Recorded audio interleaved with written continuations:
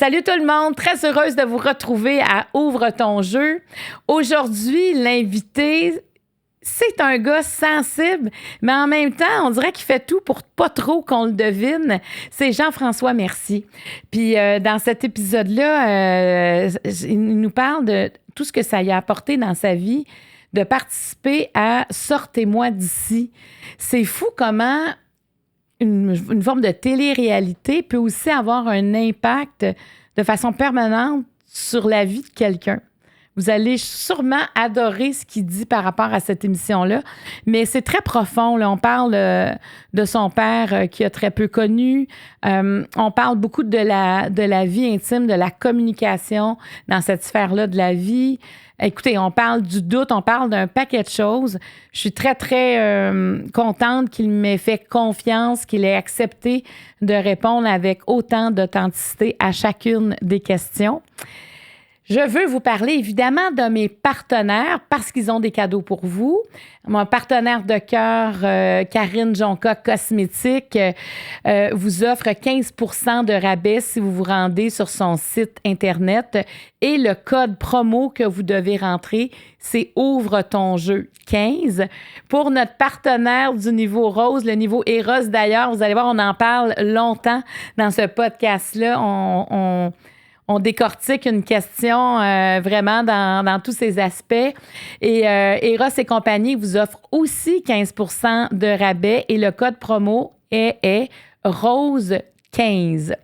Je veux vous parler de mes causeries parce qu'on vous parle souvent du Marie Club. C'est une plateforme payante. On peut s'abonner de façon annuelle ou de façon mensuelle. Pour ça, on se rend sur le marieclaude.com, mon site web, et vous avez toute l'information si ça vous tente de faire partie de cette grande communauté qu'est le Marie Club. Et 2 fois par mois, je fais des causeries. Et les causeries, c'est que je suis chez moi, je me branche. Tous les membres qui peuvent se brancher, on est quand même des fois quelques centaines de personnes branchées au même moment. C'est un soir de semaine entre 19h et 20h. Ça dure jamais plus d'1 heure. Je fais des ouvre ton jeu que j'appelle en speed dating où les gens lèvent la main, ils ont 5 minutes pour répondre à une question. Je reçois aussi des invités, soit pour venir parler de leur expérience, par exemple, à Ouvre ton jeu, ou encore, ça pourrait même être un auteur que je reçois dans le club de lecture, ou encore, il y a des ateliers spécifiques que je fais et les spécialistes viennent répondre à vos questions, en fait, à ceux et celles qui participent à la causerie. Alors, si ça vous tente de faire partie de cette grande communauté-là, je vous invite à nous joindre au Marie Club. Alors, sur ce, il est maintenant de laisser le temps de laisser la parole à Ouvre ton jeu avec Jean-François Mercier. Ma mère, c'est beaucoup de données. Et elle a travaillé, elle croyait beaucoup à l'éducation. C'était quelque chose qui était extrêmement valorisé. Je crois que j'ai appris à apprendre grâce à ma mère. C'est ma mère qui valorisait ça. Je savais que je faisais plaisir quand j'apprenais. Et je pense que c'est le plus grand legs qu'elle m'a laissé, l'amour d'apprendre. Ouvre ton jeu est présenté par Karine Jonca, la référence en matière de soins pour la peau, disponible dans près de 1000 pharmacies au Québec. Le jeu de table Ouvre ton jeu est disponible partout en magasin et sur randolph.ca. J'ai devant moi un gars que je trouve très sensible, même s'il ne dégage pas ça à première vue. C'est un humoriste. C'est quelqu'un aussi qui étudie en actuariat. Donc déjà, on a hâte de savoir c'est qui ce personnage-là à l'intérieur, parce qu'aujourd'hui, on a envie de le découvrir davantage. Je parle de Jean-François Mercier. Bienvenue, Jean-François. Bien, merci, Marie-Claude. Jean-François, avant que je te rencontre en vrai, quand je te voyais sur les scènes, quand je te voyais en entrevue, je trouvais que tu es quelqu'un qui pouvait, je ne veux pas dire faire peur, mais indisposé. Oui, absolument. Tu avais quelque chose de très provoquant. Absolument. Puis moi, ça venait me chercher, puis tu me faisais réagir du fond de mon divan beaucoup. Puis quand je t'ai rencontré, j'ai jamais pensé à ça. J'ai jamais repensé que tu m'avais provoqué déjà. On dirait que j'ai compris qui tu étais, que tu provoquais, mais il y avait aussi le pan. Tu es un grand sensible aussi. Oui, je suis quelqu'un qui doute énormément aussi. Je pense que ça vient avec la sensibilité. Tu sais, je suis quelqu'un qui se remet beaucoup en question, même si c'est pas ça que je fronte sur scène. Tu sais, mon personnage de scène, c'est un peu moi, mais c'est un personnage, donc c'est des parties amplifiées de qui je suis. Est-ce que c'est ce que tu aurais voulu être, ton personnage, cette confiance-là qu'il a? Ah, c'est intéressant comme question. Non, parce que probablement que dans la réalité, j'aurais fini en prison si j'étais exactement comme mon personnage.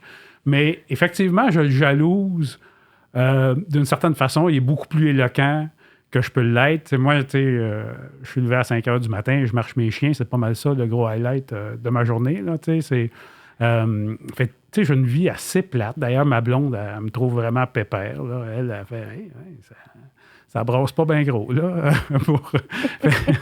fait que je jalouse l'éloquence de mon personnage de scène, mais je suis quand même content d'être moi-même. Parce que je pourrais traverser, là, je pourrais le devenir si je voulais, parce qu'en plus, il y a une grosse pression. Quand tu fais de l'humour, il y a une grosse pression pour que tu deviennes ton personnage. Les gens voudraient que tu sois ton personnage. Quand ils te croisent, là. Ben oui, puis quand tu ne l'es pas, à quelque part, ils sont déçus.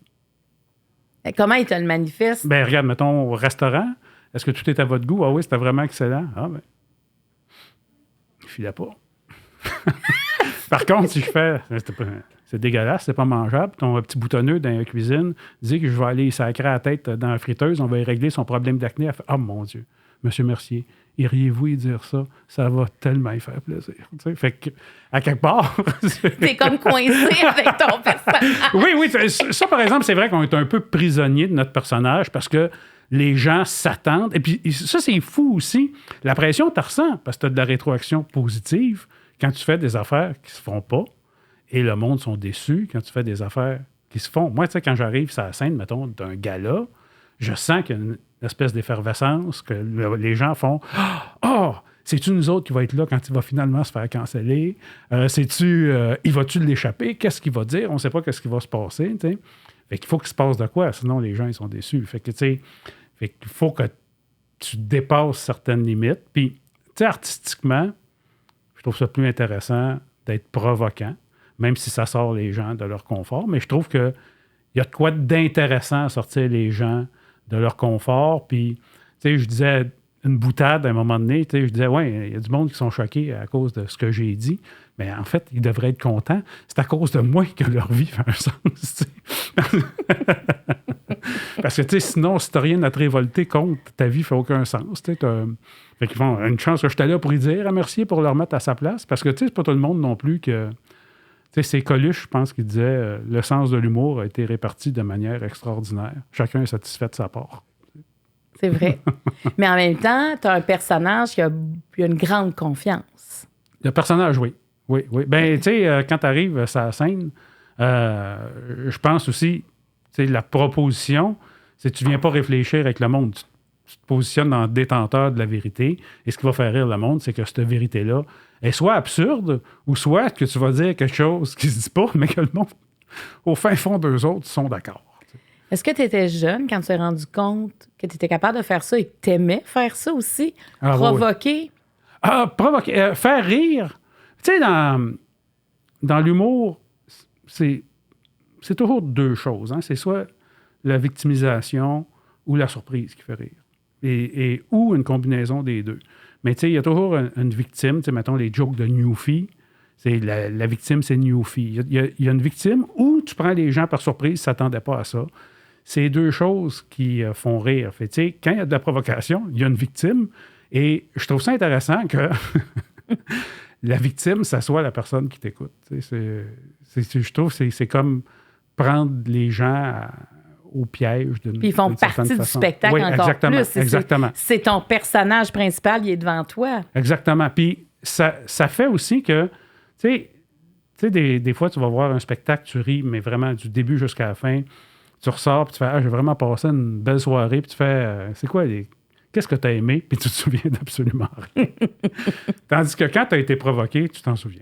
C'est une émotion qui était négative. mais tu t'en souviens. Tu fais, ça, j'ai pas aimé ça. Puis souvent, tu vas en reparler dans le char. Puis honnêtement, on a des vies mouvementées, puis je ne m'exclus pas de ça. Là. Je me positionne pas meilleur que les autres, mais on n'a pas le temps de penser.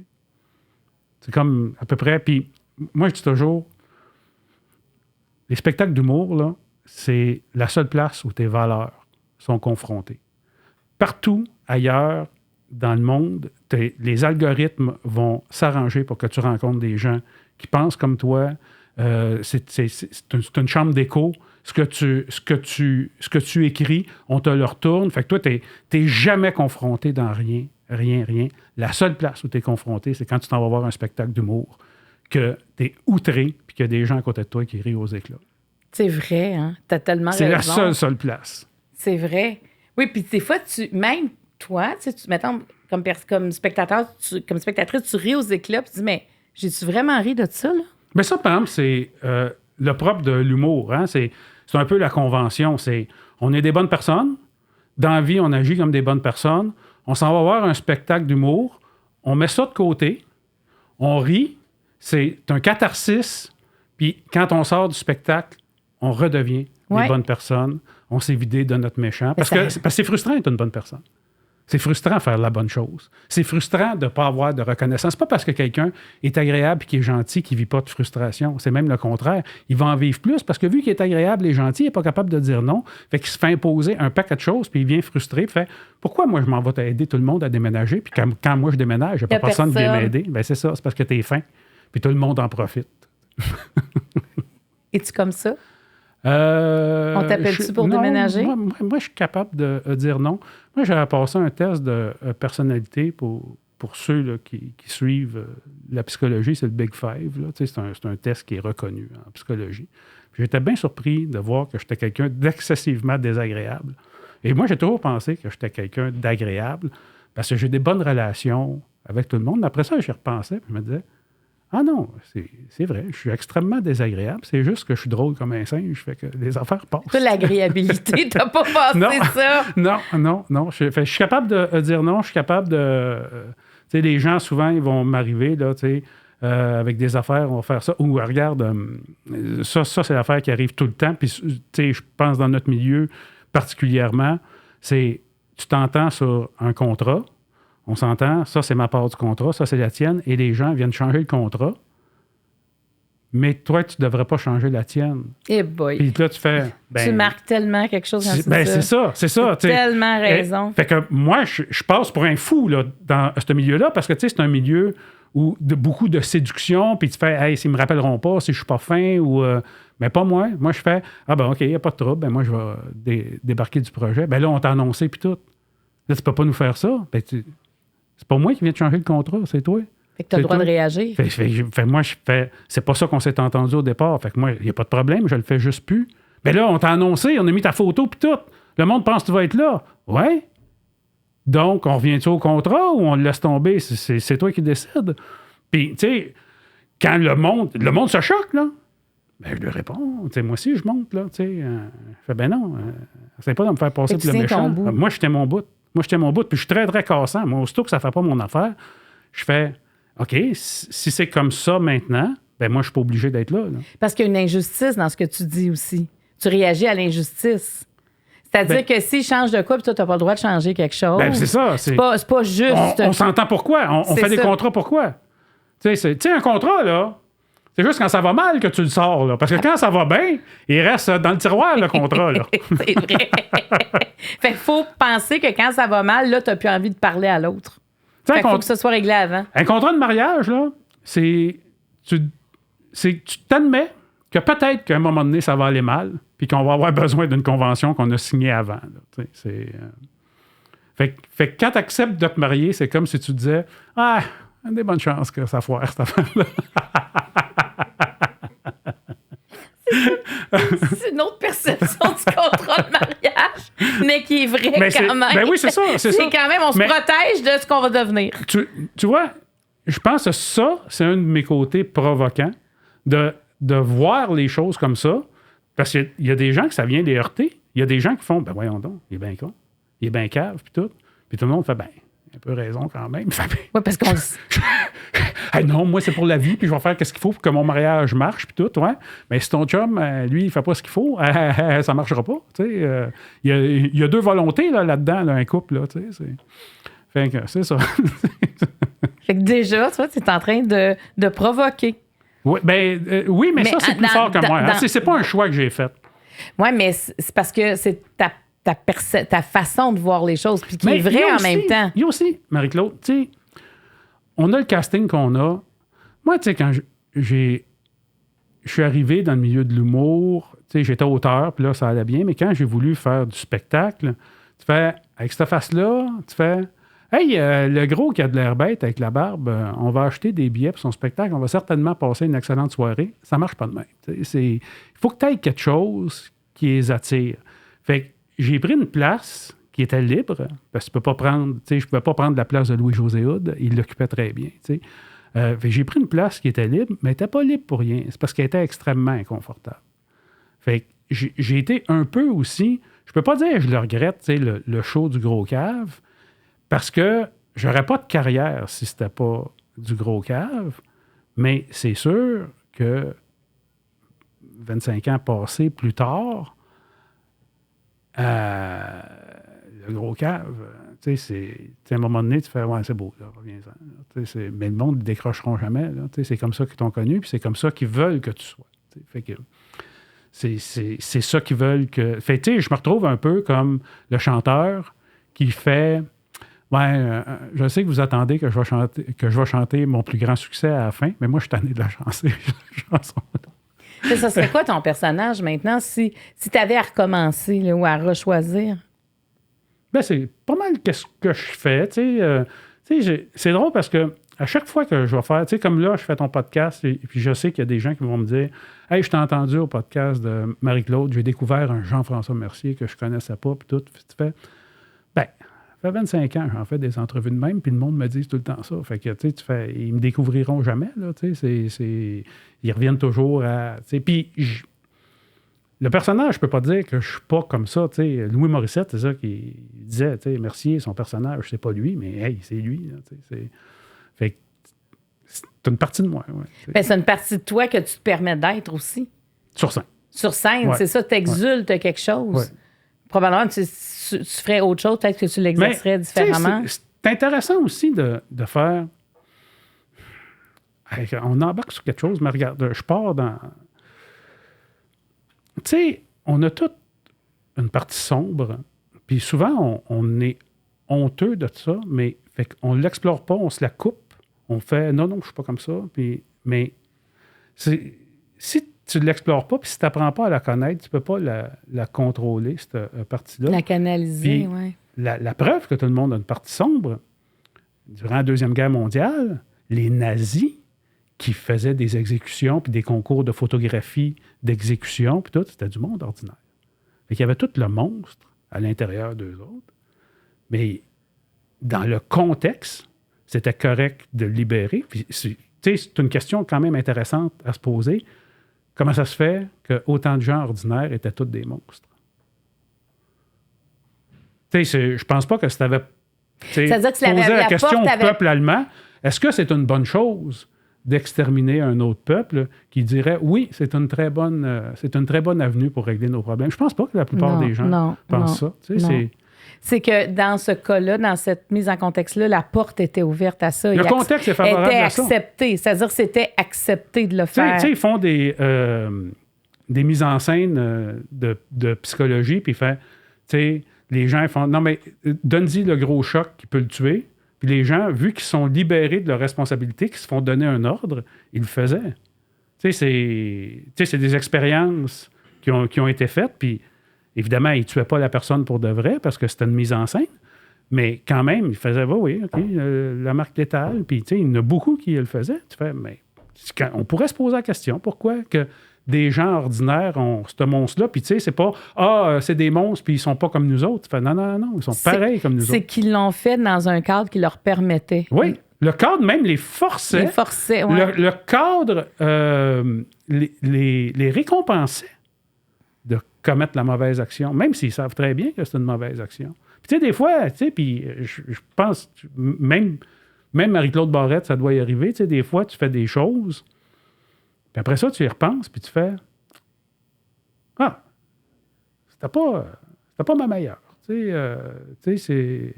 Ben, c'est sûr. Tu sais, il y a un paquet d'affaires, là, tu sais, mettons, tu vois quelqu'un tomber en bicycle sur l'asphalte, puis tu es en char, puis tu es en retard parce que tu t'en vas faire un podcast, puis tu fais « Ouais, elle aurait peut-être dû prendre le temps de m'arrêter pour savoir s'il était correct. » Tu sais, au moins appeler la police ou le 911, tu sais, même si je suis en retard. Tu sais, des fois, tu fais c'était pas ma meilleure. Ouais, parce que ça n'a pas comme suivi tes valeurs. Ouais. Parce qu'ordinairement, tu serais arrêté, mais il y a quelque chose d'autre. Il y a quelque chose qui t'attend. Mais tu sais, quand tu parles de l'époque nazie, qui est une époque terrible, mais c'est sûr que toutes les études qui ont été faites après ça, c'était la force du groupe aussi, hein, de voir. Ben absolument. C'est que ça augmente l'acceptabilité, je sais pas si ça se dit, mais l'acceptation. C'est que ça repousse tes propres barrières plus loin. Oui, mais tu sais, il y a aussi, on est des animaux, puis souvent, tu te retrouves à être dans le groupe qui lance des roches parce que tu fais, OK, je ne trippe pas à lancer des roches, mais au moins, c'est pas moi qui les reçois. Pendant que j'en lance, je suis avec la gang qui, tu sais, t'es toujours mieux d'être avec la gang qui ont des armes qu'avec la gang qui ont raison, tu sais. Parce que la gang qui ont des armes finissent toujours par avoir raison. Puis tu sais, ces situations-là, c'est difficile de prévoir comment chacun va réagir tant que tu n'es pas dans la situation. Oui. Ah ben ça, écoute, le monde, tu sais, des fois, il te sort ça, là, tu sais. Ah, moi, à l'époque des nazis, j'aurais été de ceux qui auraient caché des Juifs, puis tu fais, non. Faites comme tout le monde, voyons. Ben c'est difficile, c'est ça, parce que t'es pas meilleur que les autres. Voyons, c'est des exceptions qui ont fait ça, qui ont risqué leur vie, puis c'est vraiment des exceptions. Ben oui, parce que si ces gens-là revenaient et observaient avec le recul, ce serait pas la même chose. Ça, c'est comme le monde, tu sais, comme moi qui écoute des combats ultimes, là, puis il fait « Ah! Moi, j'aurais donné un kick dans la tête, puis j'aurais fait un Superman punch, puis tout, en mangeant mes ailes de poulet dans mon sofa. » Georges Saint-Pierre te dirait d'autres choses, certainement. Est-ce que tu es prêt à ouvrir ton jeu? Absolument.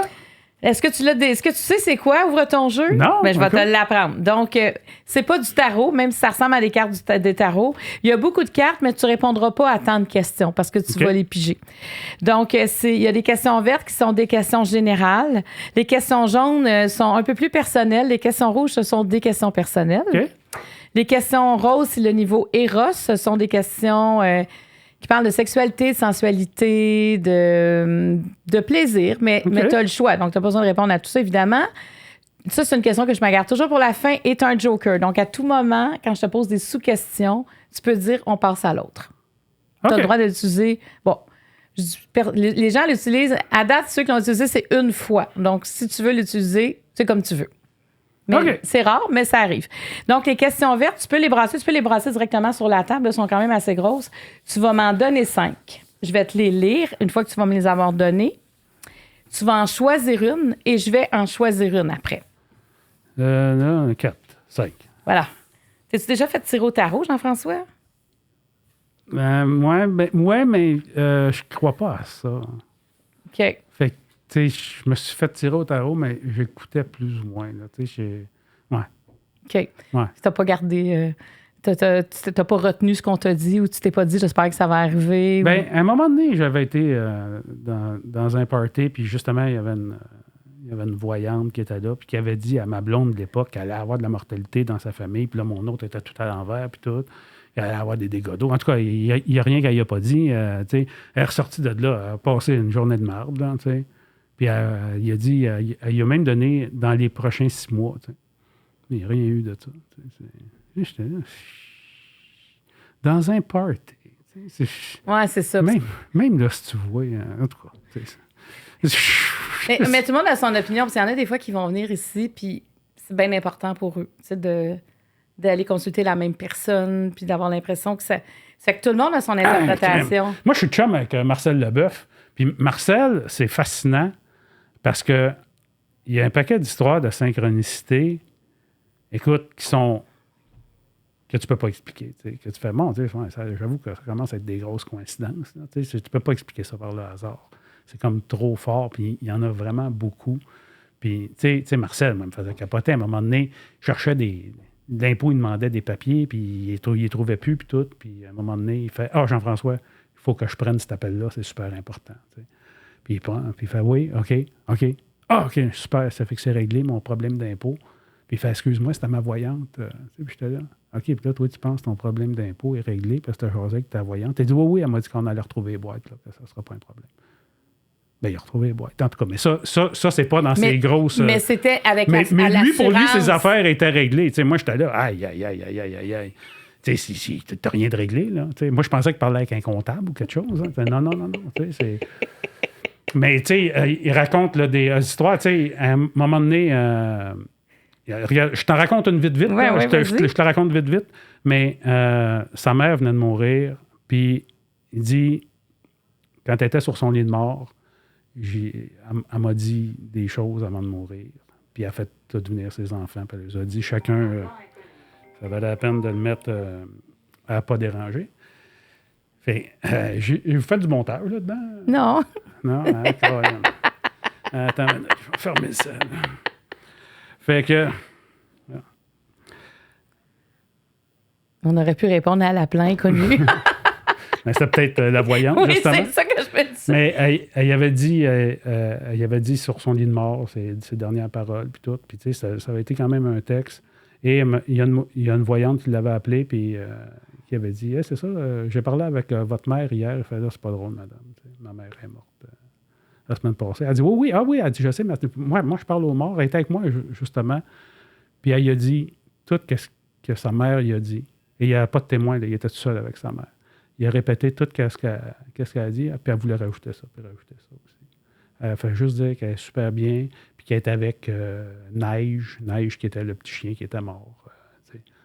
Puis là, elle fait, elle était avec Neige, puis tout. Tu fais, ouais, ça c'est... Tu sais, mettons que quelqu'un qui tire dans le vide, là, ça s'explique pas. Fait, tu fais ça, je suis pas capable de répondre à ça. Puis, tu sais, moi et Marcel, je suis beaucoup plus sceptique que lui, mais tu sais, c'est quand même le fun qu'on peut être amis, même si on pense pas pareil sur ces choses-là, juste parce qu'on se respecte. Mm-hmm. Mm-hmm. Puis en même temps, il dit des choses qui sont... C'est dur de... T'as rien à répondre à ça. C'est-à-dire, t'as rien à répondre. Ça, c'est une histoire, mais il t'en raconte plein quand tu pars. Là. Tu peux pas être pour ou tu peux pas être contre. Non. Dans le sens que, regarde, c'est ça. Tu sais, des fois, il y a des croyances, il y a des affaires qui arrivent. Si ça te fait du bien, pourquoi tout le temps trouver est-ce que rationnellement c'est bon, c'est mauvais? Tu sais, c'est quand même pas, on n'est pas en train de construire un avion qui pourrait mettre la vie en danger, là. Tu sais, ces croyances-là font tellement du bien à plusieurs personnes. Absolument. De croire, par exemple, qu'il y a une vie après. Puis d'avoir comme des preuves. Puis après ça, tu sais, t'as pas envie de t'obstiner. Regarde, c'est ça. Tu le prends pas. Puis là, mais il y a comme un constat que tu es obligé de faire, de dire, ben là, c'est quand même surprenant. Tu sais, c'est une réflexion qu'on peut se faire, mais moi, je suis athée. Mais quand tu es athée, il faut que tu regardes, tu prennes des responsabilités, puis que tu regardes la réalité en face. C'est s'il n'y a pas de finalité à ta vie, s'il n'y a pas de vie après la mort, ta vie ne vaut pas plus que celle d'une fourmi. Tu sais, s'il n'y a rien après, il faut que tu... Fait que, tu sais, c'est sûr, ça se peut que tu files moins bien dans tes journées si tu envisages ça comme ça. Tu sais, tu fais, il y a comme une absurdité à vivre. Tu sais, accepter ça, c'est comme accepter un mal de vivre. Tu sais, Mais c'est aussi, ça peut aussi être donner un sens à chaque jour. Parce que si t'as rien après, ce que t'as, c'est là. Hein? Tu sais, moi, à un moment donné, je pensais que j'avais un cancer du cerveau, puis finalement, j'étais passé en IRM, puis j'avais absolument rien.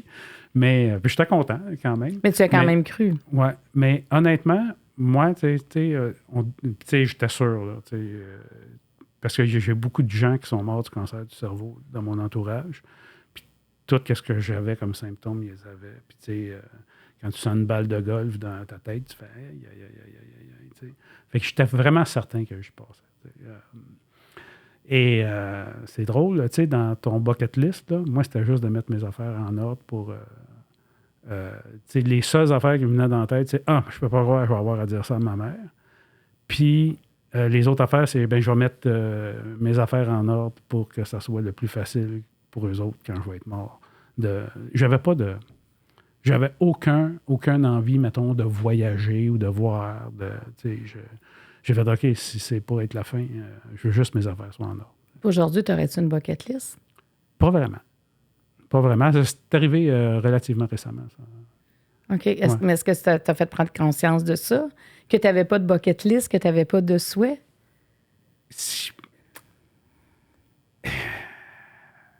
Je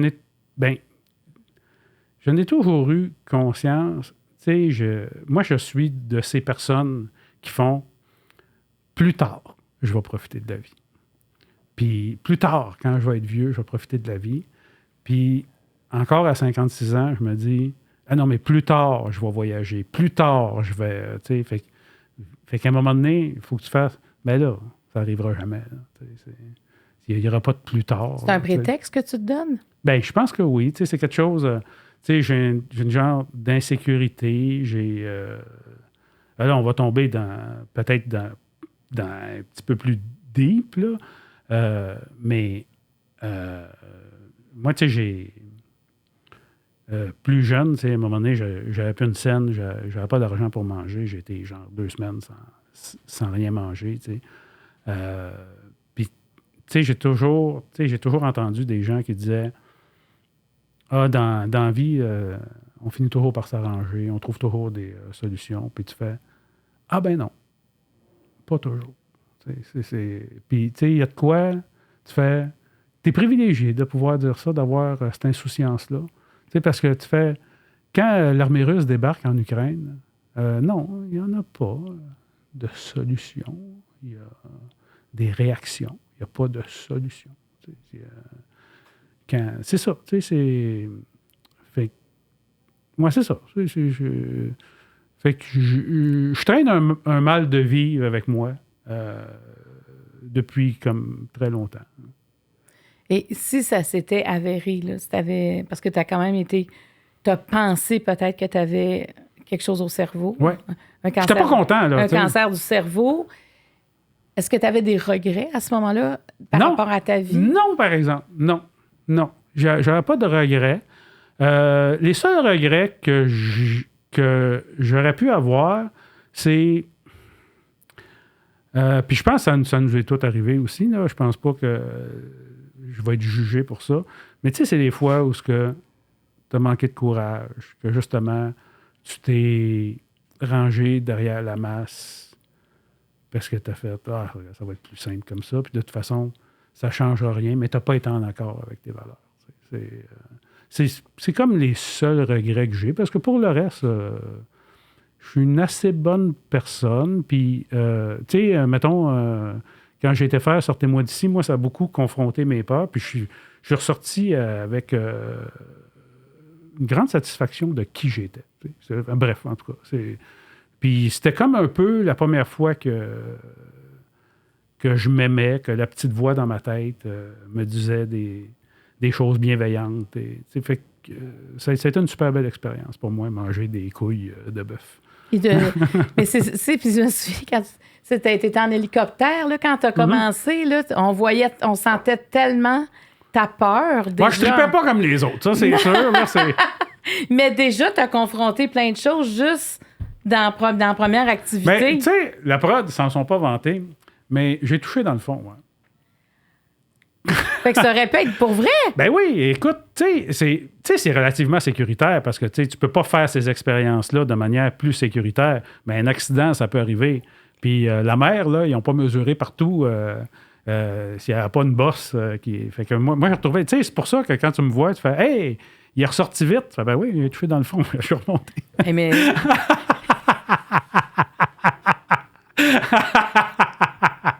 T'avais pas le choix.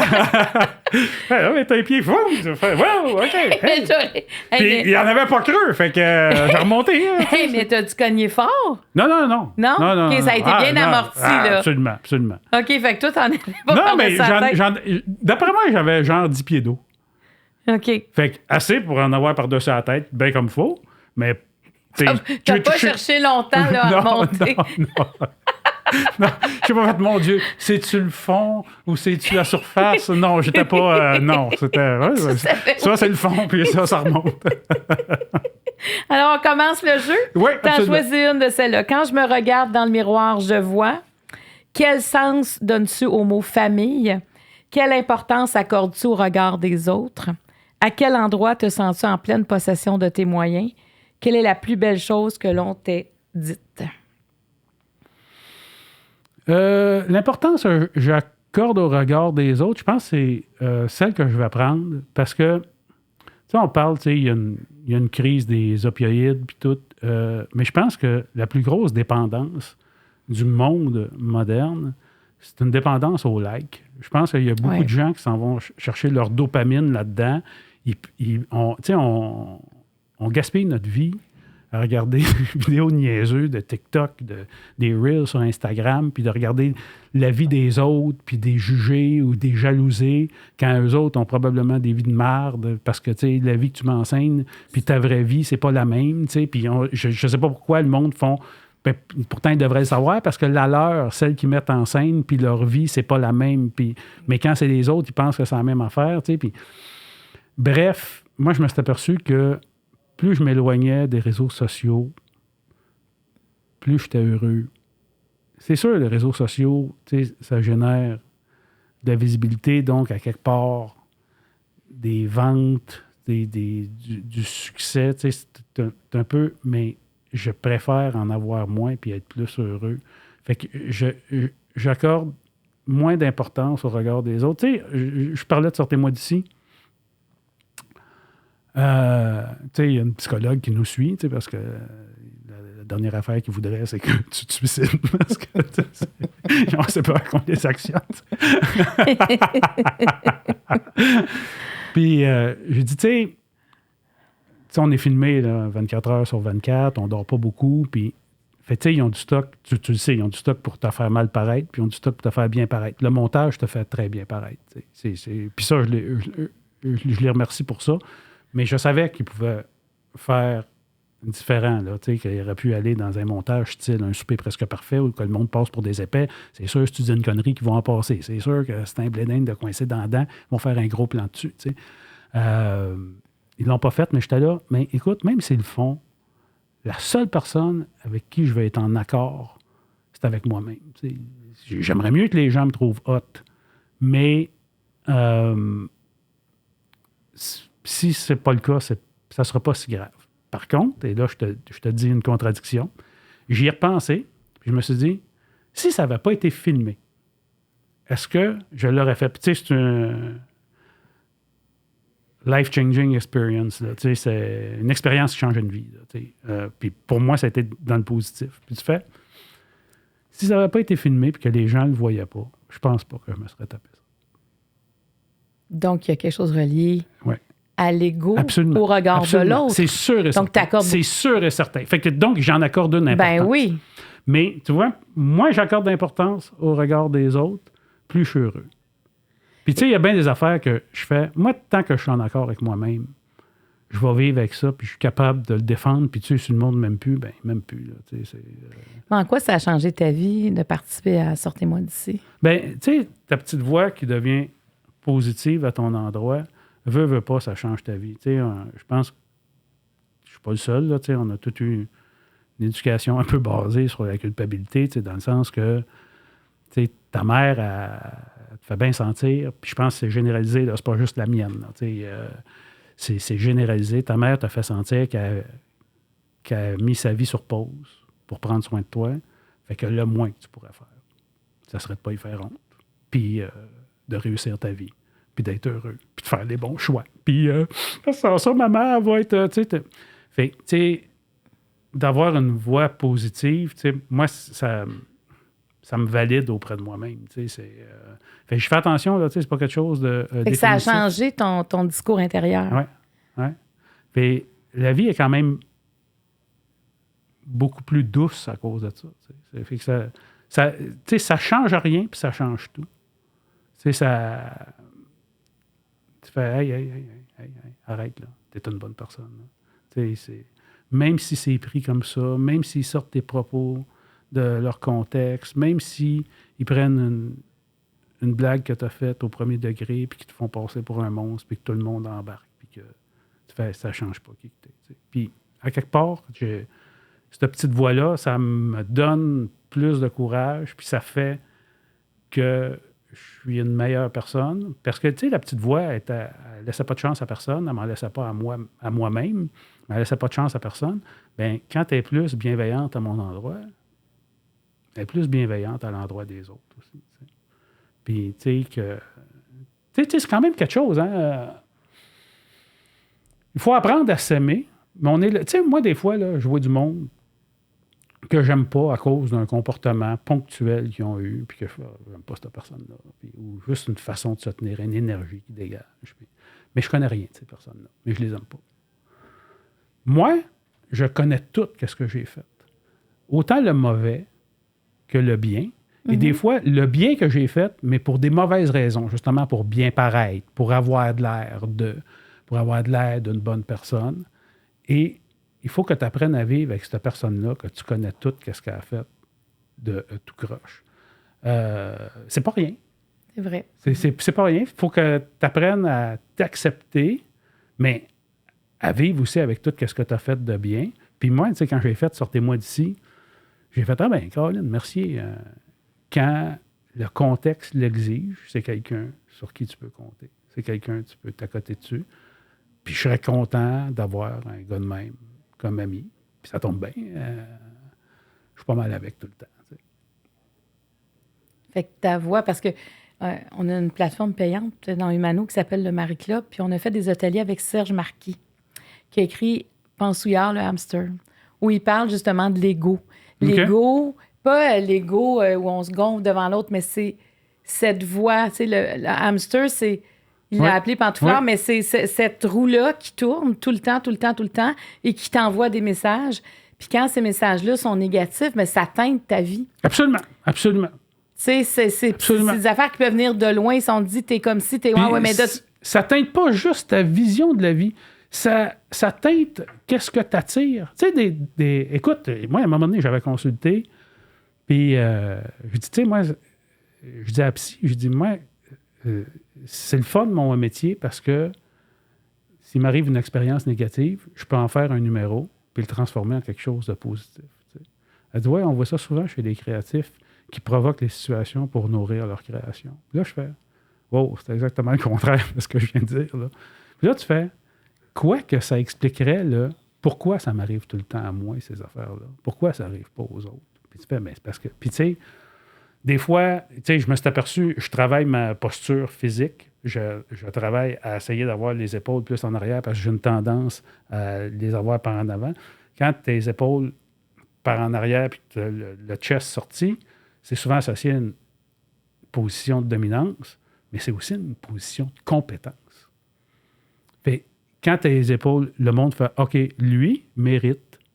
C'est ça que tu envoies comme message. Lui mérite que je tape dessus. Lui, je pense que ça va être un peu plus difficile. Fait ce que tu dis, c'est non, je suis capable de l'apprendre, cette confrontation-là, quand tu te mets.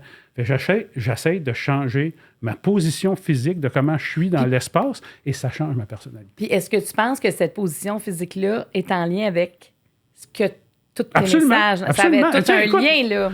Marie-Claude, je te donne un exercice bien simple. Regarde dans les airs en disant... en souriant de toutes tes dents, puis en disant « Et que la vie est belle », puis essaie d'avoir des mauvaises pensées en faisant ça. Même si tu le forces, tu fais « Ben non, quand je fais ça, que la vie est belle ». Tu fais « Non, je suis heureux ». Écoute, tu sais, ça force le bonheur. Tu sais. Mais tu vois, docteur Serge Marquis, lui, c'est un médecin en médecine communautaire là, qui s'est attardé à l'ego, à cette voie-là. Puis il disait que le moment présent... Tu sais, je trouvais que ça donnait tout un sens à l'aspect méditatif. Des fois, on se demande « Mais pourquoi je méditerais » ou... Bien, quand tu es dans ton moment présent, tu y enlèves le pouvoir à cette petite voix-là parce que tu vis quelque chose. Mettons, là, je suis en train de t'écouter. Moi, pendant que j'étais avec toi, il n'y a aucune petite voix qui peut m'assaillir parce que ma concentration est sur toi. Donc, je mets ça sur pause. Puis, tu sais, il disait de... Tu sais que c'est rare, ça, quelqu'un qui écoute.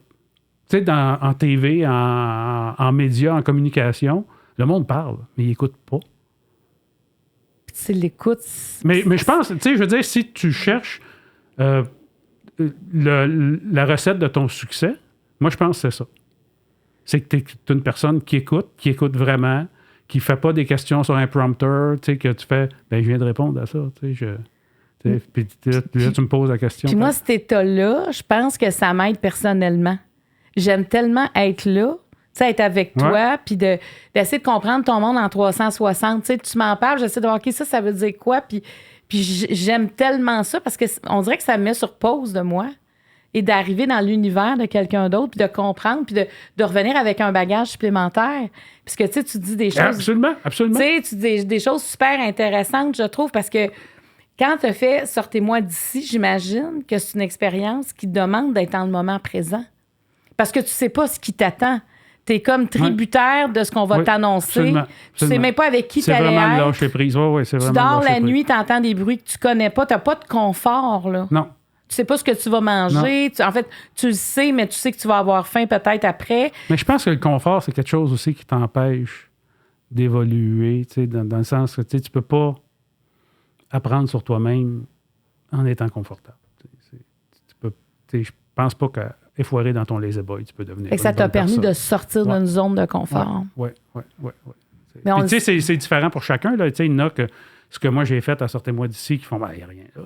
Puis il y en a d'autres qui font, moi je ne ferais jamais ça. Tu fais, je me dis la même chose, mais un coup que c'est filmé, c'est quand même... tu sens que les gens dépendent de toi. Puis... Mais c'est quand même accepter de ne pas savoir. Rien. Oui, absolument. Ben, tu sais, quand on t'en parle, quand on te l'offre, tu fais OK, c'est quoi le pire qui pourrait arriver? Parce que c'est le pire qui va arriver. OK, pense au pire, c'est ça qu'ils vont te faire. T'sais, le pire pour toi, tu fais des araignées, je pense que le monde le savent. Là. Fait que ça, c'est sûr qu'il va en avoir. Puis des affaires que moi, je pensais que j'avais peur des rats. La tête dans une cage de rats, puis ils te mordent, puis j'ai fait OK. J'ai pas peur des rats. Fait que t'as combattu, c'est ça, t'es allé plus loin. J'ai pas peur des rats, j'ai pas peur des serpents. Je me suis aperçu que non, les serpents... Fait que t'as des certitudes que t'avais pas. Oui. Puis les araignées, j'ai plus vraiment peur, tu sais, tu sais, en tout cas, au Québec, j'ai pas vraiment peur. Non, mais j'en reviens pas que ça t'a changé, Colin, Je trouve ça bien de... Tu sais, parce que c'est une grande... Parce que, dans le fond, ce que j'entends, c'est que c'est une expérience humaine aussi. C'est pas juste une expérience dans un jeu. C'est sur le plan humain, tu as vécu quelque chose. Tu sais, il y a ce que les gens voient à TV, mais tu sais, toute la game que tu as dans ta tête, ben ça, ils n'ont pas accès, tu sais. Et c'est une autre affaire. Puis, tu sais, il y a beaucoup de privations. Moi, ce que j'ai trouvé le plus difficile, c'est la nourriture, tu sais. J'étais vraiment, tu sais, t'as pas d'énergie, puis tu as à performer. Puis, tu sais, quand tu as des épreuves, tu sais que ça va être quelque chose de difficile, mais à quelque part, tu es content aussi parce qu'au moins, tu n'es pas dans l'attente, tu es dans l'action. Être dans l'attente aussi, c'est long. Là. Tu fais, j'ai faim. Tu dors pas beaucoup aussi. Il s'arrange que tu ne dormes pas tant que ça. Puis, tu sais, j'ai assez fait de TV aussi pour savoir que moi, mon casting, c'était celui qui pète sa coche. Et j'ai vécu beaucoup de provocations dans Sortez-moi d'ici parce qu'il aurait tellement voulu que je pète ma coche. Puis vu qu'ils ont essayé de me leurrer là-dedans, j'ai fait jamais je vais le faire. T'sais, mais à un moment donné, j'étais à bout. Jean-Michel Leblond, là, le chef cuisinier de cabinet, qui est son restaurant, blog en même temps, m'a pris à part et il m'a dit ça fait le pas. Hein? J'ai dit non. Tu sais, il dit JF, tu sais, l'émission, ça s'appelle Sortez-moi d'ici, ça s'appelle pas Croisière dans les Bahamas, tout inclus. Là, fait, c'est normal que tu vives des frustrations. Puis si tu veux être vrai avec toi-même, c'est ça que tu veux. C'est ça que tu es venu chercher. J'ai fait. Ah, ouais, c'est vrai. Ouais. Ah, OK. Ça va mieux. C'est un rappel qui est important. Ouais. Si je te pose cette question-là, je ne sais pas si tu as une réponse. Quelle est la plus belle chose que l'on t'ait dite?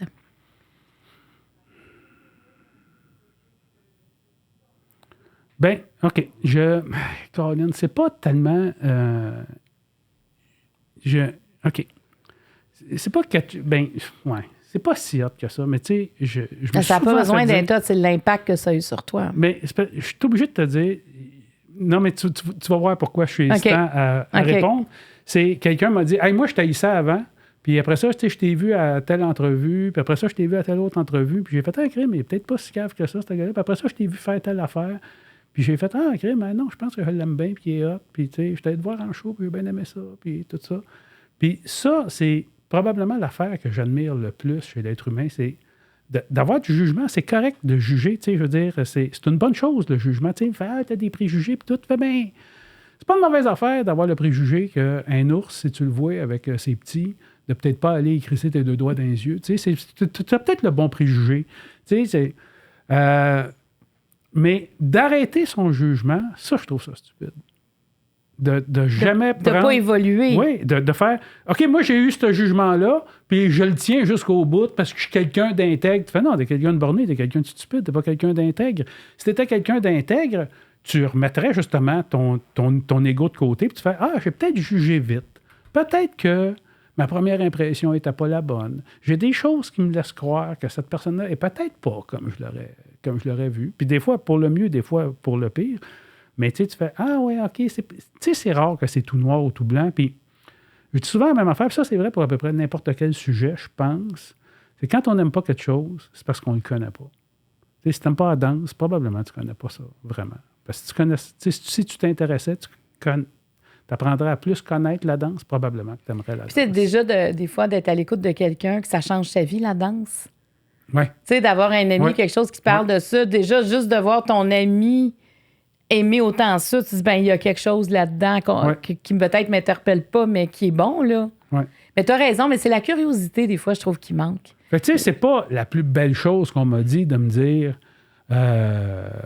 et toi, je t'haïssais avant, là, tu sais, mais je trouve qu'il y a de quoi de beau puis de noble d'en faire. Je t'aimais pas, puis maintenant... Puis d'aller te le dire aussi. Ouais. Tu sais, d'aller dire, je t'aimais pas, mais sais-tu quoi? J'ai appris. Et c'est vrai que c'est de l'ouverture. Mais ça, c'est de l'écoute aussi. Tu sais, souvent, les gens t'aiment pas aussi. Ça, c'est quelque chose. C'est souvent, les gens t'aimeront pas parce que ils projettent des côtés de leur propre personnalité sur toi. Tu sais, puis tu fais... moi, c'est une phrase que j'avais entendue qui m'est toujours restée, mais il disait, tes jugements sur moi, au final, disent pas grand-chose sur moi, mais ils en disent long sur toi, par exemple. T'sais. Parce que, tu sais, c'est fait, toi, on sait bien, Mercier, depuis que t'es connu, tu te sacs de tout le monde, puis t'en as rien à foutre de ce qui arrive aux autres. Puis tu fais, non, vraiment pas. Mais vraisemblablement, si toi, t'étais à ma place, c'est ça que tu ferais. Ça, c'est une autre affaire aussi. Tu sais, souvent, quand on est dans l'œil du public, on reçoit souvent des critiques extrêmement méchantes puis extrêmement gratuites. Puis c'est bon de se rappeler que la plupart des critiques qu'on reçoit, ils ne sont pas adressés personnellement. C'est une projection. Ouais. Ben, tu sais, souvent, parce les gens... Parce qu'ils ne connaissent pas. Ils font, toi, je t'aime. Toi puis moi, on est pareil. Tu sais, tu fais, ben non, on n'est pas pareil. Tu sais. Puis ils sortent des conneries. Là, tu sais, puis tu fais, non, on n'est pas pareil. On n'est vraiment pas pareil. Ils ressemblent à ton personnage. Fait que, ben oui, tu sais, c'est... Mais est-ce qu'après Sortez-moi d'ici, tu en as entendu des commentaires? Tu sais, les gens, j'imagine, sont allés te voir après? Ben, tu sais, les commentaires, t'entends, c'était à l'épicerie, puis le monde, ils font hey, sortez-moi d'ici! Puis ils ont l'impression qu'ils te font le gag du siècle, là, tu sais, puis tu fais, ouais, bon. Puis tu sais, tu ris un petit peu parce que t'es poli, mais tu peux pas trop rire non plus parce que tu veux pas les encourager, là, tu sais. C'est ça, tu sais.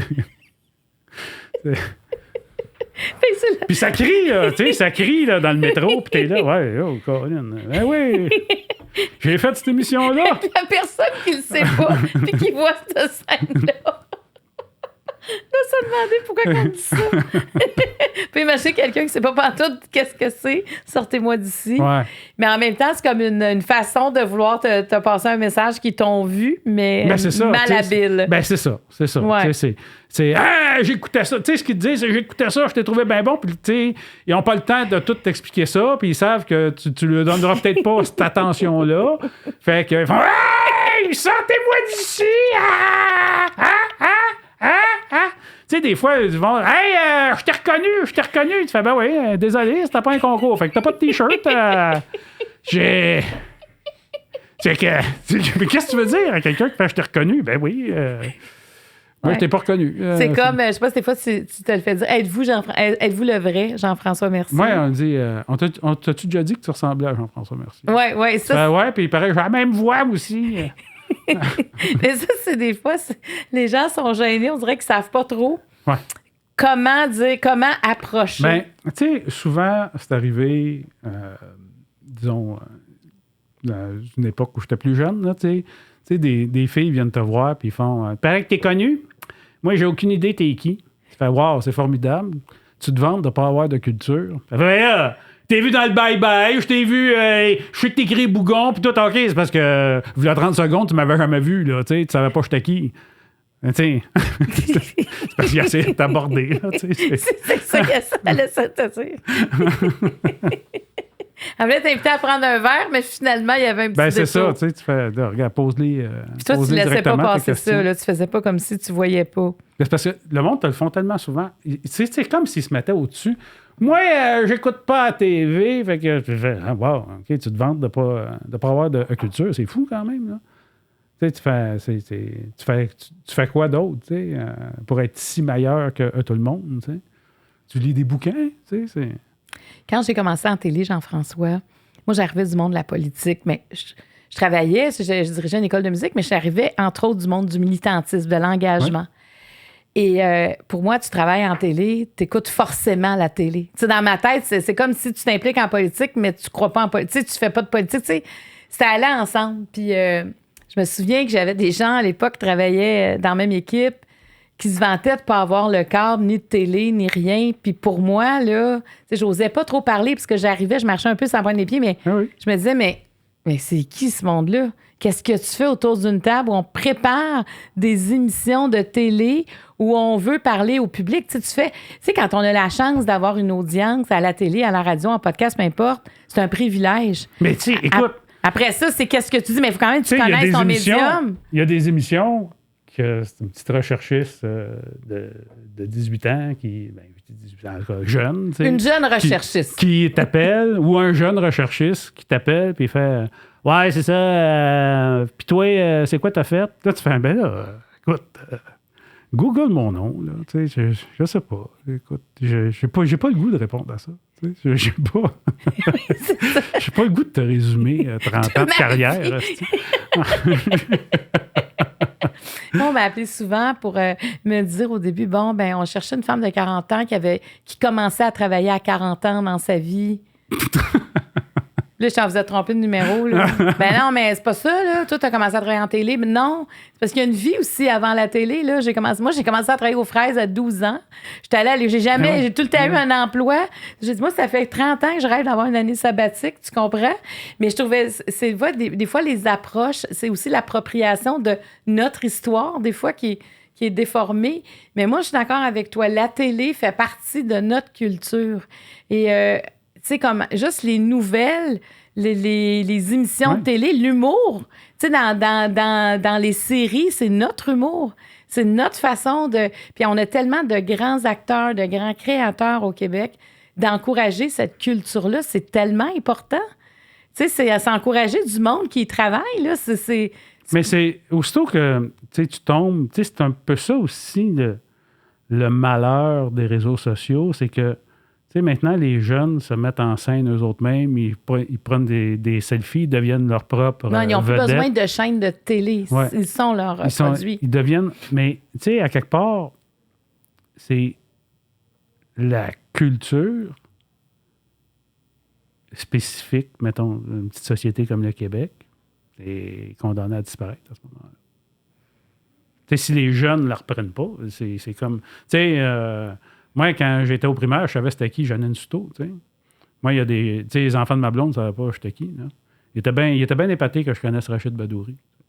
Ah, tu connais Rachid? Ah oui, il est bon, hein? Il est bon, lui. Je fais, ah oui, il est bon, hein, mais, tu sais, tu me considère comme pas pire aussi, là, tu sais. J'aimerais ça que tu allumes ton ordi puis que tu écoutes une coupe d'affaires. C'est ça qu'ils ont fait, tu sais. Ben, c'est drôle, les mougons. Puis, ben oui. Ben, je comprends que c'est drôle. Alors, niveau jaune, tu vas m'en donner 4, s'il te plaît. Mais c'est important, la discussion qu'on a, parce que des fois, je me dis, au moins, si on laisse notre télé ouverte à la maison devant nos plus jeunes, il y a déjà ça, parce que les jeunes veulent du contenu. Les jeunes sont intéressés. Ils viennent pas le chercher. Ben, tout le là. monde veut du contenu. C'est ça. Parce que des fois, la télé va dire ils viennent pas à la télé, ils veulent pas de contenu. Donc, quand on veut leur parler, on leur parle pas nécessairement avec du contenu. Il faut faire attention, c'est un piège. Ça. C'est parce que c'est juste un médium qui regarde pas, mais il faut aussi faire du contenu numérique, à mon avis. Parce que s'ils sont là, nos jeunes, ben pas juste nos jeunes, tous ceux qui ont... Il y en a plein là, qui sont même plus abonnés à... Oh oui, ils ont même oui. pas à TV chez eux. Ils projettent leur téléphone sur leur télé. Là. Mais c'est ça, tu sais, avant, on écoutait la télé, fait qu'on avait les mêmes référents. Les référents, c'était, mettons, un gars, une fille, c'était... Oui, c'est mettons tel soir à 19h. Ouais, Ils écoutaient tout en le même small temps. talk au bureau. Ouais. À cette heure, c'est plus ça. C'est Netflix.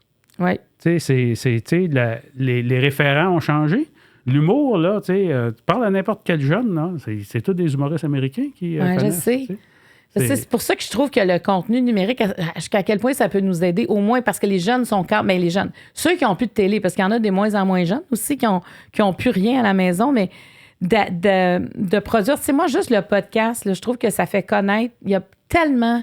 Parce que ceux qui sont habitués, ils vont tous les écouter. Là. D'ailleurs, ceux qui nous écoutent, moi aussi, je les écoute tous. Des fois, on dit lui, je n'étais pas sûr. Elle, je n'étais pas sûr. Hey, merci. J'ai appris à découvrir un humain que je connaissais pas. Mais donc, ça attire une curiosité de connaître des gens, puis après ça, de dire, mettons, si quelqu'un ne connaissait pas. Ben, c'est un humoriste. Je vais aller écouter son humour, je vais peut-être aller le voir en spectacle, mais il faut avoir des choses qui mettent en lumière, je trouve, au niveau numérique, là, où il y a de plus en plus de gens qui commencent à arriver, et ne pas bouder ça, puis juste se contenter, faire des 30 secondes, là. Tu peux pas nier la réalité. C'est ça, il faut y aller, puis il faut y aller pleinement. Mais, regarde, c'est pareil. Mais là, écoute, si je pars sur une autre affaire, mais, tu sais, la voiture électrique, ça marche très, très bien en banlieue, mais à Montréal, c'est pas fait. Là. La solution n'est pas trouvée. Là. On va s'en faire rejeter dans un rallonge tantôt. Tu sais, ça marche bien à une place où tu peux stationner ta voiture, tu as ta borne. Oui, tu as raison.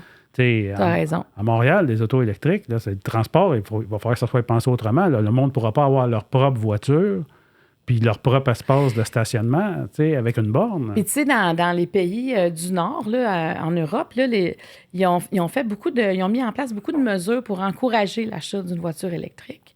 Puis les études qui commencent à sortir, ce que ça dit, c'est que les gens prennent moins le transport en commun. Parce que là, la voiture électrique, elle ne pollue pas. Donc, on n'a plus de la culpabilité ou, tu sais, on utilise ça, donc c'est correct. Sauf que quand ils arrivent dans les grands centres, ben, où est-ce que tu mets la voiture? Ouais. Parce que là, ça prend plus d'espace de stationnement que prévu. Et comment l'électricité, les bornes, après ça, comment tu gères ton électricité, ça apporte quand même... c'est que ça va vite par rapport à l'infrastructure. Là, présentement, c'est pas cher, mais attends qu'il n'y ait plus, d'essence, là, qu'il n'y ait plus d'automobile à l'essence. Je te prédis ça, là. Je te fais une prédiction. Vas-y. Notez mes paroles. Vas-y, on note ça. Le prix de l'électricité va grimper de manière astronomique. Oui. Ouais, parce que c'est sûr que c'est une technologie qui est incroyable et tout ça. Parce que quand on est dépendant, c'est plus le même prix. Oui, exactement. C'est ça. Mais les bornes, moi, on entend déjà parler. C'est quand même des enjeux. Quand tu arrives dans ce stationnement, il y a 3 bornes, puis les gens... C'est pas... Parce qu'avant, là, où est-ce qu'il y avait des bornes, c'était des stationnements. Maintenant, il faut voir ça comme des espaces de charge. Oui. Et de ne pas y rester là 24 heures. Oui. Tu sais, parce qu'il y a trop de voitures là, qui en ont besoin, mais avant, c'était tellement marginal. Ça a explosé. Alors, voici le niveau jaune. Quel est le plus grand legs de ta mère? Quel type d'amoureux es-tu? Qu'est-ce que l'on te reproche le plus souvent? Comment as-tu évolué au fil de tes relations amoureuses? Je pense que je vais te parler de ma mère. Tu sais, comme bien du monde, tu sais, on des reproches à, tu sais, que nos parents, tu sais, nous ont, tu sais, il y a des choses qu'on aurait voulu avoir, qu'on n'a pas eues. Et là, je parle d'éducation, là, tu sais, je parle... mais, tu sais, ma mère m'a dit, tu sais, tu peux pas donner ce que tu n'as pas eu toi-même, tu sais.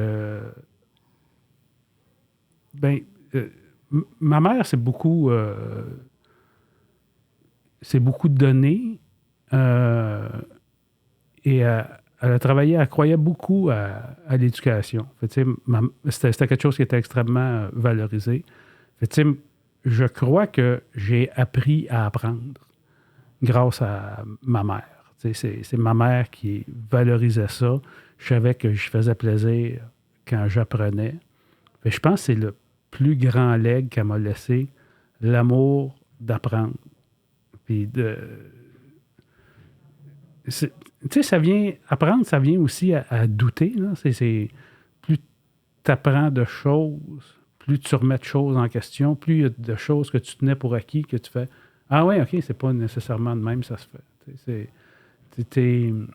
Mais c'est pour ça aussi que voyager, c'est une certaine forme d'apprentissage dans le sens que tu fais « OK, c'est pas tout le monde qui vit comme nous autres. OK, il y a une autre façon de faire. OK, puis ça fonctionne, là. On se pense bien bon, là, mais tu fais « Ah non, c'est pas juste flasher de la richesse, là, qui est... Puis tu sais, si tu t'arrêtes à y penser, c'est vrai que c'est stupide de faire ça, tu sais. Il y a d'autres façons, il y a d'autres valeurs, il y a d'autres façons de faire. Bref, ça fait que je doute beaucoup. Souvent, douter, ça m'empêche d'avancer. Moi, il y a déjà un gars qui m'a dit « Toi, ton problème, c'est que tu penses trop. » Puis, je comprends ce qu'il veut dire, puis c'est vrai que c'est une problématique. C'est si tu évalues tout avant de passer à l'action, à un moment donné, tu ne passes jamais à l'action. Tu es mieux de passer à l'action puis corriger le tir. Ça peut te paralyser, tous tes questionnements. Oui. Mais tu veux... Puis, il y a des gens qui ne se posent pas de questions, puis, ils ne se rendent pas compte du mal qu'ils font, puis ça leur permet de prendre des décisions. Mais quand tu évalues tous les tenants et les aboutissants, mettons, tu deviens général, puis tu fais « Ouais, vous autres, vous allez passer par là, puis vous allez faire une diversion. » Puis tu fais « Ouais, eux autres, je viens de les envoyer se faire tuer, par exemple. » C'est plate. Pourquoi eux autres? C'est vraiment une mission suicide que je fais, mais on va gagner la bataille en faisant ça. Je pense. Fait, peut-être en plus qu'ils meurent pour rien. Là, mais tu fais « Ouais, non, je pense que c'est ça le move stratégique à faire. » Tandis que quelqu'un qui ne se pose pas la question, ben il ne vit pas avec ça. Il n'y a pas de douleur. Quand tu ne penses pas, tu t'évites de la douleur quand vient le temps de prendre des décisions difficiles. Mais tu sais ce que tu dis par rapport à Tu comprends ce que je veux dire? Parce que je m'écoutais parler puis je me trouvais pas bien clair. Je vais te donner un exemple. Oui, parce que je pense... Tu sais, moi, j'ai fait une série documentaire sur des enfants qui grandissent dans des sectes. Oui. Bon, on n'a pas le droit de dire le mot secte au Québec. Ça, c'est InfoSecte qui me l'a quand même dit. OK. Donc... InfoSecte. Oui, parce que c'est des, on peut dire des organismes à dérive sectaire, des groupes à dérive sectaire, mais le mot secte est refusé. Et tout ça pour dire que ce qu'on veut, c'est qu'ils ne se posent pas de questions. Donc, l'instruction est limitée. Oui. On ne veut pas qu'ils apprennent. On veut qu'ils suivent un livre, peu importe de quelle religion, mais où tout est dit, où tout a une réponse. Mais ces enfants-là, qui sont devenus adultes, on n'a pas eu d'éducation. On a arrêté notre éducation. On a appris la base, mais parce que si on en sait trop, on va poser des questions. Puis on nous garde dans l'ignorance parce que ça nous permet de croire qu'il y a des réponses que... Puis ça permet de manipuler des populations. C'est ça. Ça fait que c'est sûr qu'on obéit plus aux règles quand on a moins de connaissances. Parce qu'on a l'impression que les autres en savent plus tout le temps. Donc, on va aller vers ceux qui savent plus. Oui. Donc, on sera celui qui va obéir. Ah, puis en plus, tu sais, ces livres-là de religieux ne te donnent jamais un mode d'emploi simple et clair. Là. Ça prend toujours quelqu'un pour dire cette parabole-là veut dire ça. Tu vas l'interpréter. Oui, OK. Ben ça fait ton affaire. Là. Mais moi, si tu savais cette série documentaire-là, comment j'ai rencontré la souffrance. Tu sais, il y avait des adultes, des jeunes devenus adultes qui disaient, ben nous, on est des immigrants sectaires, mais on ne sait pas où aller. Parce que quand on part d'un petit village où on était dans une communauté fermée et qu'on réussit à s'en sortir, on sait qu'on perd notre famille. Tout ce qu'on avait derrière, on ne pourra jamais le revoir parce qu'on est des exclus et on ne sait pas comment la société fonctionne. Non. On n'a rien. On n'a personne à qui parler. On va où? Écoute, moi, j'ai entendu des cris de détresse en disant ça. Mais tu sais, c'est un peu comme... Tu sais, t'es dans la société, tu commets un crime, tu t'en vas en prison, et là, c'est un autre mode de vie. Mais là, c'est comme si tu partais en prison, tu sors, puis tu fais « Wow, comment ça marche là, dans la société? » Oui, puis il y en a beaucoup qui y retournent à cause de ça. Parce qu'ils n'ont pas de repères, tu sais. Mais de te donner le cadeau, de te dire « Sois curieux et apprends », c'est plein de questions, mais en même temps, tu deviens maître de toi. Mais tu sais, ça faisait aussi que j'étais un enfant difficile à élever. Là, tu sais, j'ai posé des questions à ma mère. Pourquoi c'est de même? Tu sais, faut que tu fasses ta chambre. Ah oui? Pourquoi? Elle va-tu se sauver? Tu sais, je la fais pas. Pourquoi je ferais ça? Est-ce qu'elle venait tanner? Là, Oui, c'est sûr. Mais tu sais, j'étais un enfant tannant. Là, fait que c'est sûr qu'elle venait tanner. Mais tu sais, c'était quand même très important pour elle. Puis je pense qu'elle a pilé à tu sais, ma mère n'avait pas tant d'argent non plus. Tu sais, je suis allé au collège privé. Tu sais, ça a vraiment fait des choix pour qu'on ait une éducation. Le collège privé aussi, c'est. Tu sais, je pense pas que c'est l'enseignement qui est supérieur. Je pense que c'est. Tu sais, ils choisissent leurs élèves. Fait, c'est sûr que tu as un gros avantage quand tu choisis les meilleurs élèves. Mais ce que ça apporte vraiment, c'est un sentiment d'appartenance que tu n'as pas à l'école publique. Tu sais, quand je croise des anciens du Collège de l'Assomption, on a tout ce sentiment d'appartenance-là. Puis tu sais quoi? On ne s'en est pas aperçu qu'ils nous l'avaient donné. On s'en est aperçu en sortant.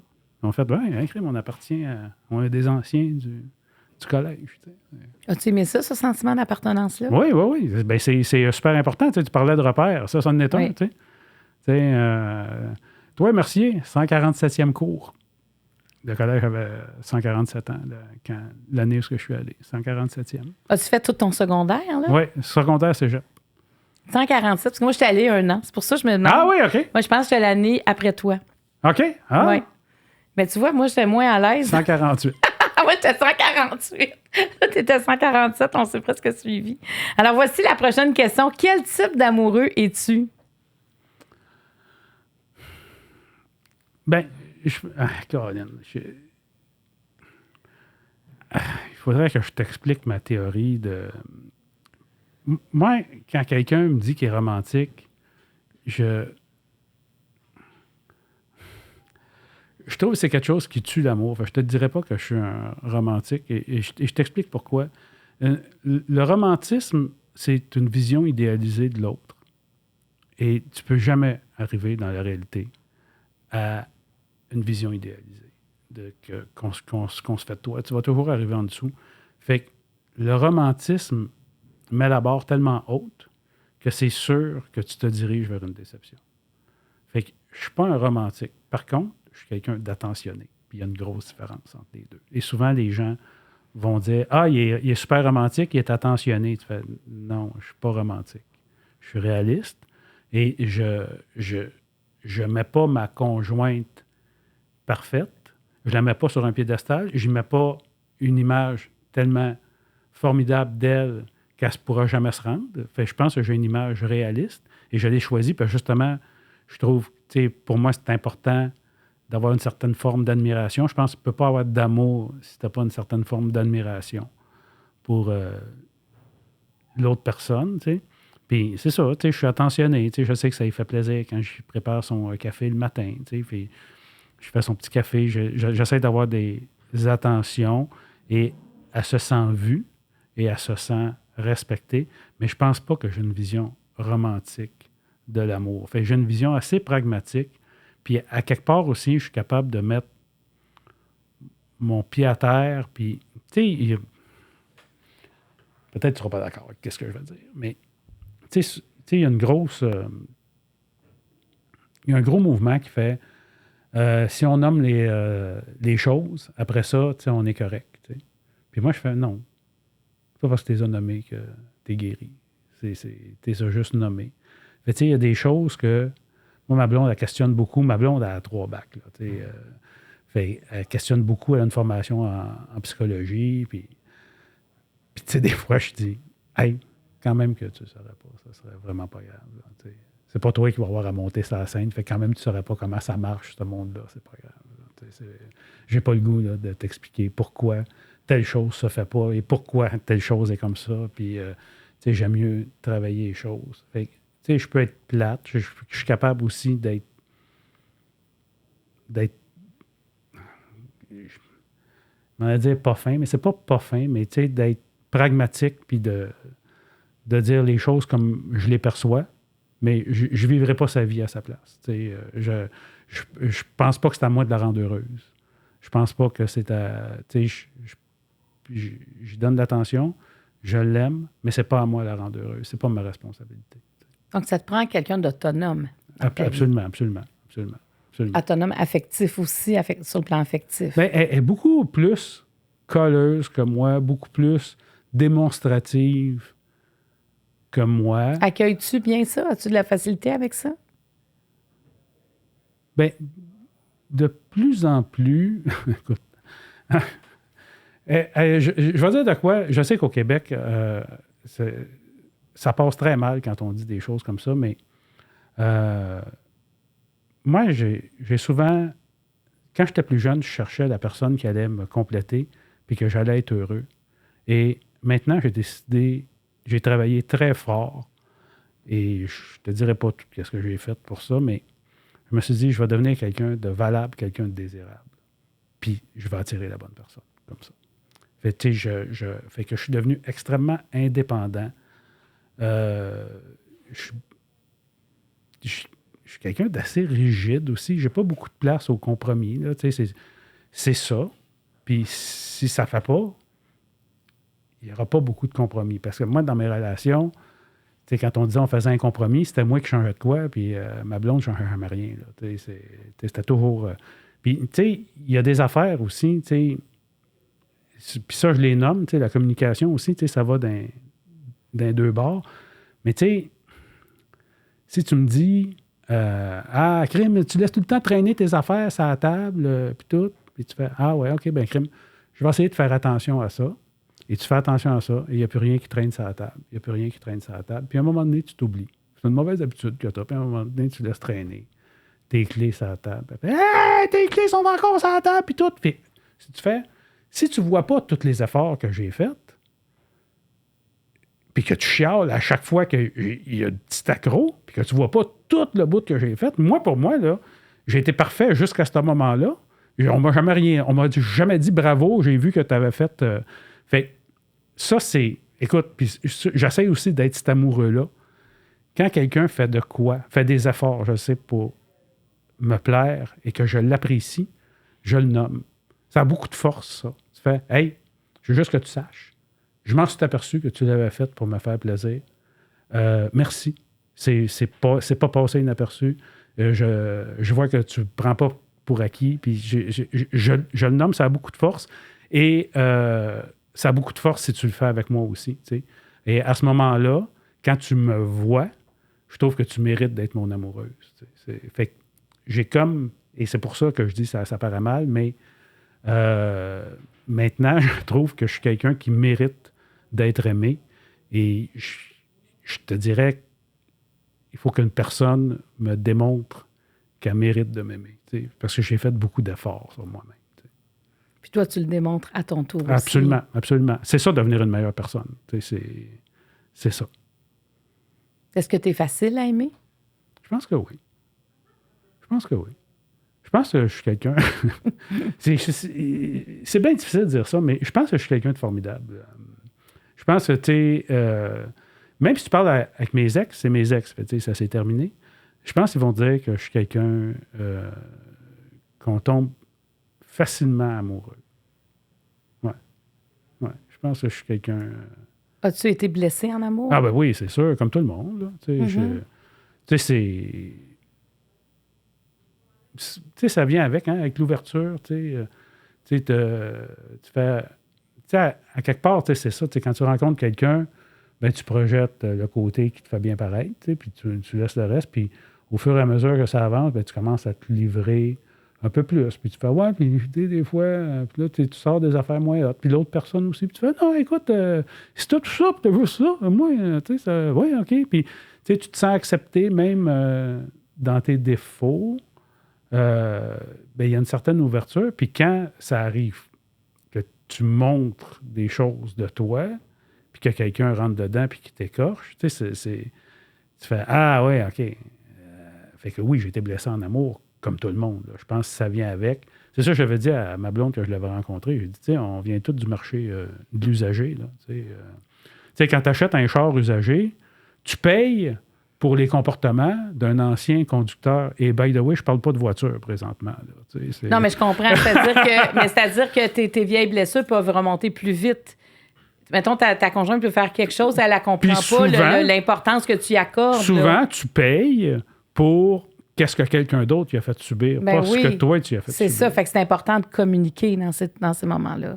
Oui, mais comme je te dis, la communication, c'est bien important dans un couple. Il faut qu'il y en ait assez pour faire plaisir à la bonne femme, mais pas trop pour pas écœurer le bonhomme.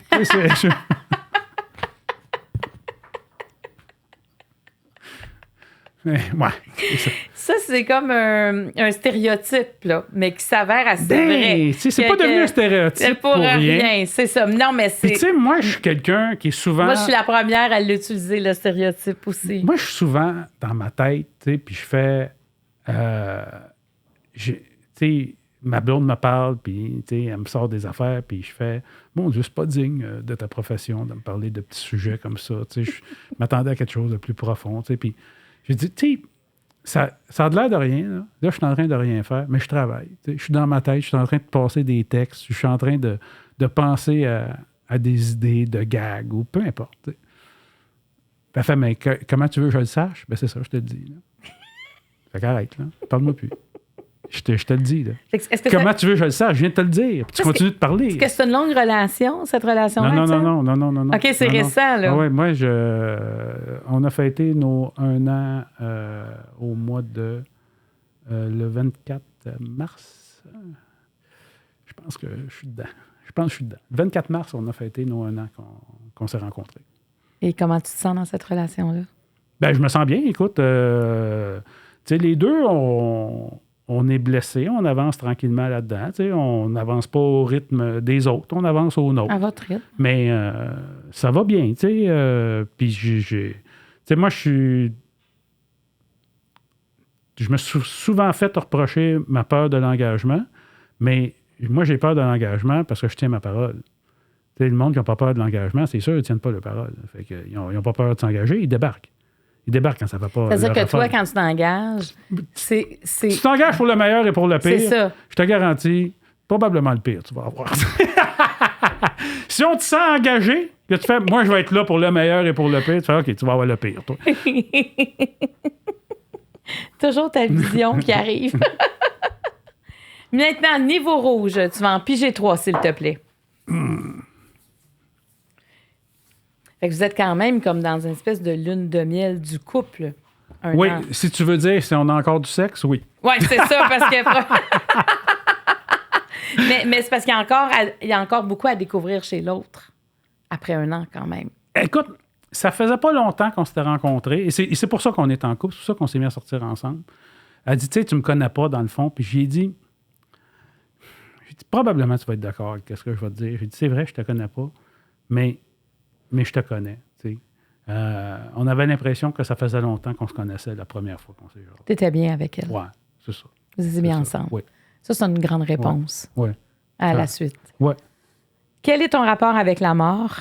Père manquant, fils, 3 petits points. À quel moment aurais-tu voulu que le temps s'arrête? Père manquant, fils braillard, je te dirais. Tu sais, moi, mon père est mort quand j'avais 4 ans. Fait, c'est quelque chose qui m'a énormément marqué. C'est venu teinter toute ma vie. Ça a probablement aussi contribué à ce que je n'aie pas tant confiance dans la vie. Je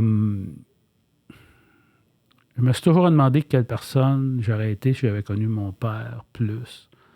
Et c'est sûr, je serais quelqu'un de différent. Est-ce que je serais mieux, est-ce que je serais pire? Je ne sais pas.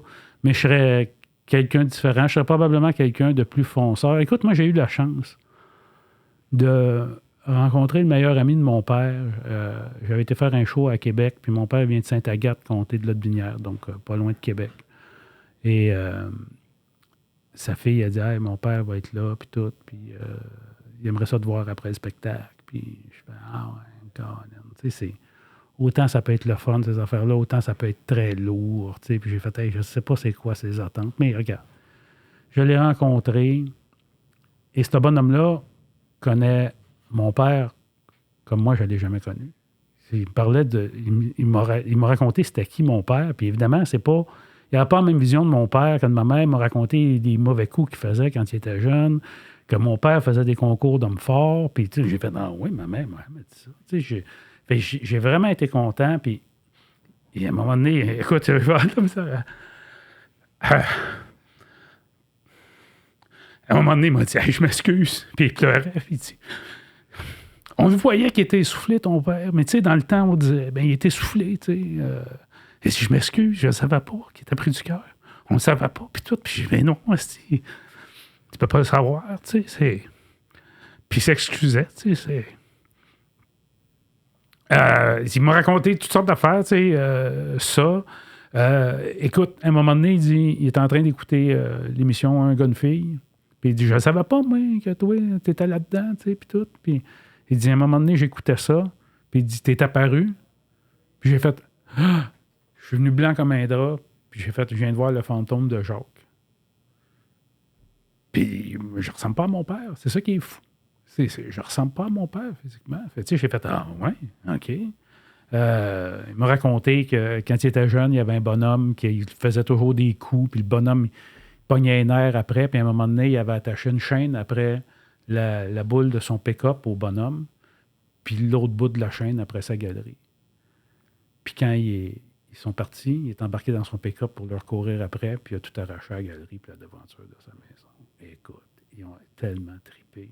Ils disaient, on a mangé une méchante volée, tu sais, mais ça valait la peine. Écoute, il m'a raconté toutes sortes d'affaires de même. Fait que, oui, j'ai eu la chance de connaître mon père. Je me suis aperçu aussi que dans le village de Sainte-Agathe, tu sais, c'était quelqu'un de connu puis d'aimé. Tu sais, puis ça a de quoi de touchant de faire, ah, wow, OK. Ces gens-là se souviennent de mon père, le gars comme moi, je connais pas. Tu sais. Écoute, je te raconte de quoi. Mais à un moment donné, il y a une madame qui m'écrit sur Facebook, puis elle dit, ouais, tu sais, le frère de ton père, Jean-Paul Mercier, tu sais, qui était en prison avec Mesrine, puis, tu sais, puis j'écris à ma mère, je dis, hey, il y a une folle qui m'a dit que le frère de mon père, c'était Jean-Paul Mercier, qui est en... Je dis, elle est bien conne, tu sais. Ma mère a dit, ben c'est sûr, on se vantait pas de ça. Hein. Je venais d'apprendre ça, j'avais genre 45 ans, là, tu sais. Que tu fais, mais là, franchement, on avait honte de ça, tu sais. J'ai dit, c'est Roy Dupuis qui faisait son rôle dans le film. Il devait être hot un peu quand même, tu sais. Fait que oui, Jean-Paul Mercier, qui était un complice de Mesrine, qui s'est fait tirer une balle dans la tête en faisant des hold-up. Tu sais, c'était le frère à mon père. J'ai appris ça là. Tu sais, ma mère, elle m'en a jamais parlé parce que pour elle, c'était comme quelque chose de honteux. Tu sais. Tu fais, ben voyons. J'étais sur le cul d'apprendre ça. Oui, parce que tu n'es pas responsable de ses gestes. Puis en même temps, tu connais son histoire en partie. Ben oui, absolument. Puis là, j'étais, ah, wow, OK. C'est fou quand même, tu sais. J'ai jamais su ça. Puis ton père, il était jeune quand il est décédé. 30 ans. Quand tu as eu 30 ans, est-ce que tu y pensais à cette année-là? À chaque année que je passe, je fais, hey, crème, j'ai battu mon père de 26 ans. J'ai battu mon père de... Puis est-ce que toi, tu te fais suivre pour le cœur? Oui, mais moi, je suis correct. Moi, je pense... tu sais, à un moment donné, je prenais des pilules pour le cholestérol, puis j'étais là, mais mon taux de cholestérol, il est correct. Fait, oui, mais à cause de ton père, on double. Là. On double les taux, puis là, c'est comme... je fais, OK, mais non, je vais arrêter de prendre ça, là, la torvastatin, là, tu sais... je pense que mon cœur est bien correct. Là, mais tu te fais suivre quand même, parce que tu as de l'hérédité. Oui, ben tu sais, moi, il y a eu un temps, je fumais... j'étais gros, je vais dire, je répondais pas beaucoup de bonnes questions quand j'allais voir le médecin. Là, as-tu de la mortalité dans ta famille? Ouais. Qui? Ton père? Ouais. Crise cardiaque? OK. Sinon, ben, ma grand-mère, du côté paternel, non, du côté maternel.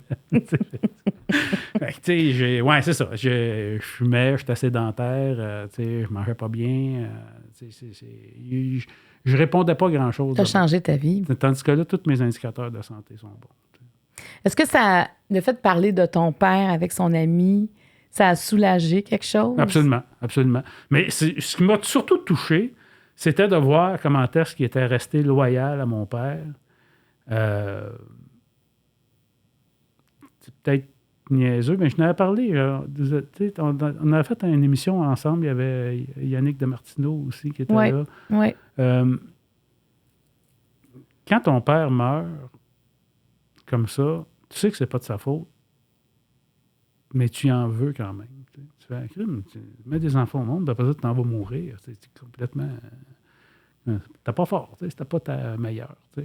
Ça a certainement un rapport aussi, le fait que j'ai pas d'enfant, que justement, je veux pas faire la même affaire que j'ai vécu à un enfant. Tu sais, je fais, ouais, je trouverais ça plate. Là, tu sais, Ça a toujours été conscient, ça, chez toi?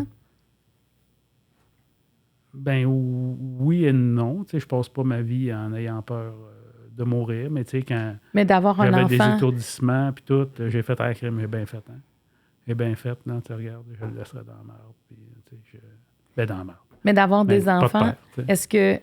est-ce que ton choix de dire j'en veux pas, ça venait vraiment Ben, de la plus mort? jeune, j'en aurais voulu, tu sais. OK. Mais, tu sais, rendu à mon âge, tu sais, avoir des enfants, tu sais, tu fais, ouais, j'aurais dû y penser avant, là, tu sais, c'est 56 ans, là, tu sais, c'est ça. Mais ça n'arrivera pas, ma conjointe à 47, fait que 48 bientôt, fait que... ah non, elle a 48, pas 47. Elle va être très contente que tu t'insistes Ah oui, bien c'est pour ça. pas sauter une année de son âge. Fait que c'est ça. Je devrais être correct, là. On ne devrait pas tomber Ça enceinte. va être correct.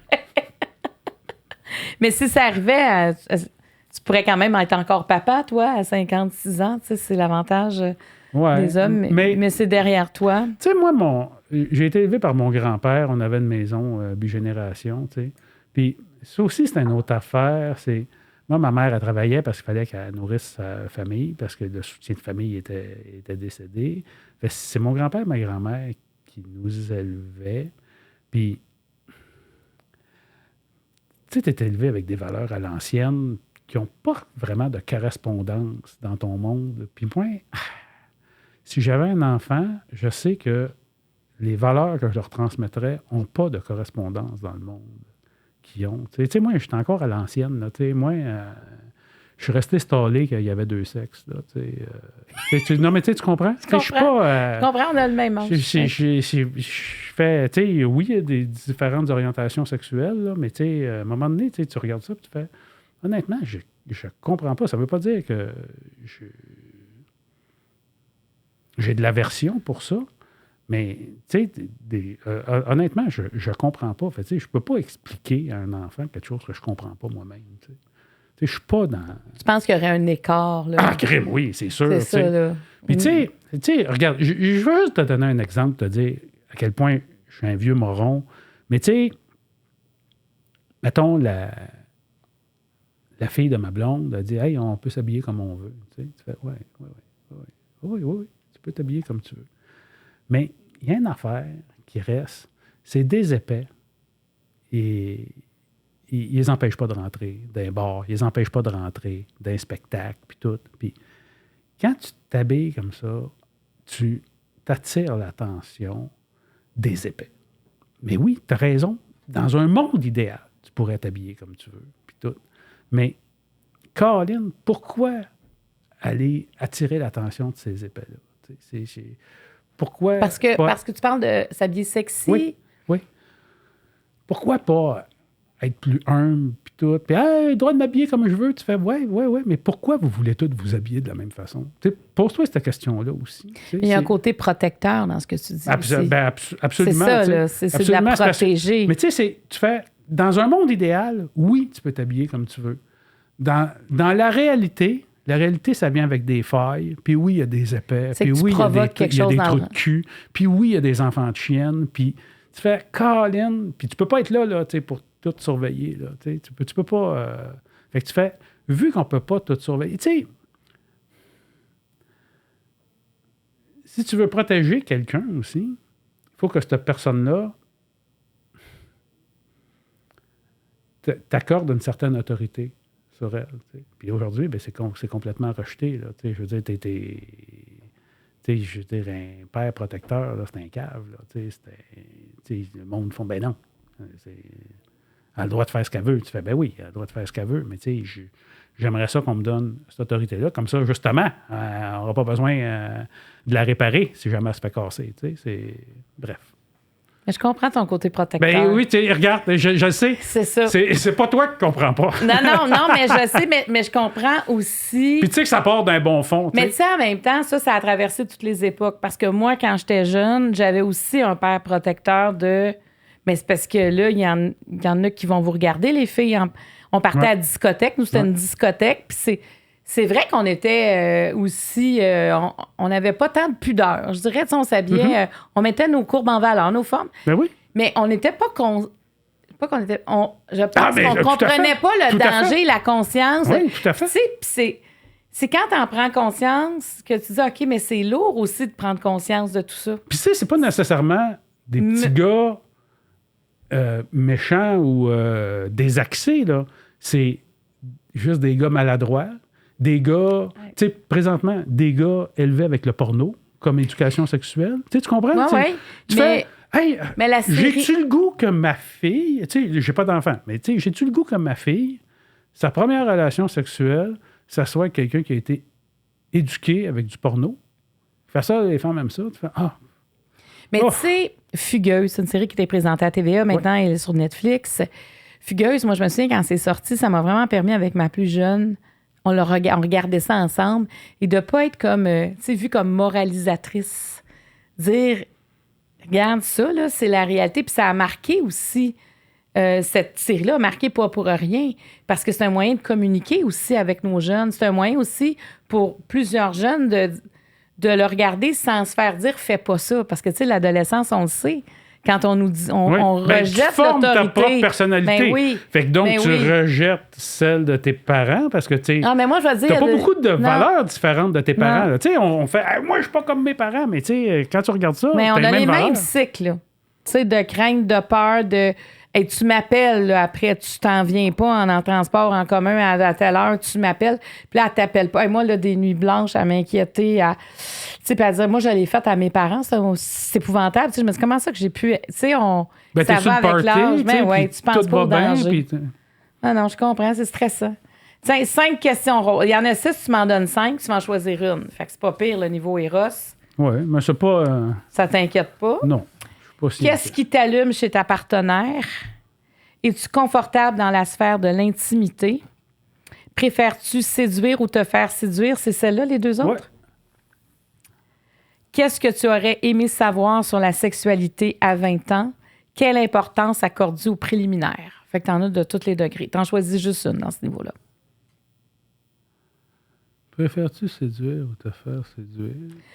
Qu'est-ce qui t'allume chez ta partenaire? Es-tu confortable dans la sphère de l'intimité?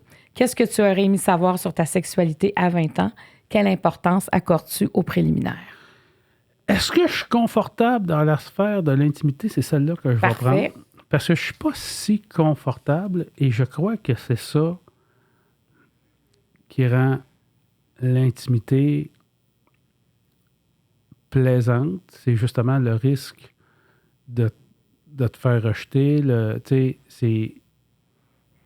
fais, je vais-tu être bon, puis tout. Et moi, ça fait partie des choses que tu fais, crème, je pense que je suis avec la bonne fille quand ça se passe bien, puis que justement, c'est simple, que c'est pas compliqué. Tu sais, écoute, je vais te raconter.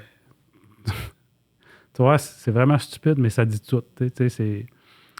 à un moment donné, j'étais avec une fille, puis je l'embrasse, puis elle dit, non, embrasse-moi pas de même, embrasse-moi comme faut. Ben, c'est ça. Fait que clairement... C'était ton comme fou à toi. C'est mon comme fou à moi. C'était ça, moi, comme fou. Moi, c'était le mieux que je pouvais faire, tu sais. Puis, tu sais, ça marchait pas avec elle. Tu sais, je sais pas, qu'est-ce que tu veux que je fasse d'autre. Tu sais, puis là, tu essaies des affaires, tu vas tourner la langue plus vite. Tu sais, je sais pas, là. Tu sais, elle fait, non, embrasse-moi comme fou. Puis là, mais c'est ça, tu sais, c'est pas la bonne personne. Tu sais, c'est mon comme faut, tu sais, quand il est comme faut, je sais que je suis avec une bonne personne, au moins à ce niveau-là, que ça fonctionne, tu sais. Fait je suis pas si à l'aise, je me trouve pas si bon. Par contre, j'ai eu la chance d'avoir des partenaires avec qui ça a été extrêmement facile et que j'ai fait OK, fait que ça se peut que je sois bon. Ça se peut que je sois performant. Et ça se peut que la performance aussi, ça soit pas important. Et quand c'est pas important pour l'autre personne, que c'est plus justement la communication, bien, Caroline, souvent, tu es plus performant parce que tu n'as pas d'angoisse de performance. Fait que, est-ce que je suis à l'aise dans l'intimité? Non, parce que, en plus, j'ai pas. Comme là, physiquement, je me trouve pas pire. Ça aussi, je sais là, que ça accroche les gens quand on dit ça, mais physiquement, présentement, je me trouve pas pire, mais ça n'a pas toujours été le cas. Puis, tu fais. Mais tu n'es pas nécessairement non plus avec une personne qui est parfaite, puis tu fais, moi, je l'accepte très bien. Donc, je conçois que quelqu'un peut faire, il est parfait pour moi. Puis qu'une personne soit excitée, même si tu n'es pas dans les standards de très haut, même si tu n'es pas au sommet de la chaîne alimentaire. Non, mais c'est tellement bien que tu en parles parce que justement, moi, j'essaie de faire tellement de choses pour briser les standards puis être qui on est. Puis, à quelque part, tu sais, quand tu rencontres quelqu'un pour un one night, ça a beaucoup plus d'importance que quand tu es en relation avec quelqu'un. Ou que là, il y a toutes sortes d'autres enjeux qui font que tu peux être bien ou pas bien avec une personne. Et la sexualité, écoute, je ne sais pas si ça a de la résonance pour les jeunes, ce que je suis en train de dire, mais c'est une forme de communication. Je pense pour les gens de notre âge. Là, puis c'est une forme d'intimité aussi. Puis tu sais, je pense que c'est le mot intimité qui a fait que j'ai choisi. Est-ce que tu es à l'aise? Tu fais, ben non, vu que c'est intime, je vais montrer des affaires de moi, de ma personnalité, que je trouve qui sont peut-être pas si hot que ça, mais si l'autre personne aime ça, ça peut être très hot, là. Ça peut être... c'est comme une forme de liberté aussi. Oui, exactement. Quand tu montres exactement dans tout un peu ta vulnérabilité ou exactement comme l'autre t'accepte comme ça, il y a comme une chimie qui se produit à ce moment-là. Oui. Puis, tu sais, des fois, tu sais, tu sais, il y a une grosse différence. Tu sais... Je suis touché, là, c'est ce que... Mais, tu sais, souvent, les gens revendiquent l'égalité et ce qu'ils veulent, c'est pas l'égalité. C'est l'équité. Et c'est pas la même chose, t'sais. L'égalité, c'est tout pareil, mais on n'est pas pareil, t'sais. On n'est pas tous pareils. On n'a pas... tu sais, les hommes et les femmes, règle générale, on n'a pas les mêmes aspirations dans la vie. T'sais, on n'a pas les mêmes rêves. On n'a pas les... Fait que, c'est sûr qu'il y a des affaires, tu fais, ah ouais, là-dessus, tu sais, moi, des fois, tu sais, je rencontrais des filles, là, puis tu sais, ils me disaient, tu sais, à 30 ans, là, tu sais, ils ont l'horloge biologique, là, qui tape dans le fond, puis toi, tu veux-tu des enfants, puis tout, puis tu fais, ta minute, peux-tu me rappeler ton nom, là, tu sais, c'est... Toi, là, c'est quoi, là, comment est-ce que tu vois ça? C'est quoi tu cherches? Puis tu fais, ben moi, je cherche à être heureux, là, tu sais, moi, je cherche à avoir du fun, là, puis... si le fun dure, peut-être que je vais chercher à avoir plus de fun, puis peut-être qu'à un moment donné, je vais avoir du fun juste avec toi, mais en attendant, tu sais, c'est pas... Il n'y a pas beaucoup de promesses, là, tu sais. Je viens pas avec une garantie, moi, là tu sais. C'est pas 5 ans ou 100 000 kilomètres, là, tu sais, c'est pas... tu sais, ça vient que rien, là. Tu sais, il faut que tu prennes une chance. Tu sais, peut-être que t'as pas le goût de prendre la chance avec ce gars-là, tu sais, c'était pas trop vendeur, là, tu sais, c'était pas... Bon, au moins, c'était pas quelque chose de romantique pour après ça décevoir l'autre personne. T'étais pas juste, je vais essayer de tout pour plaire. T'étais pas là-dedans. Non. Ben non.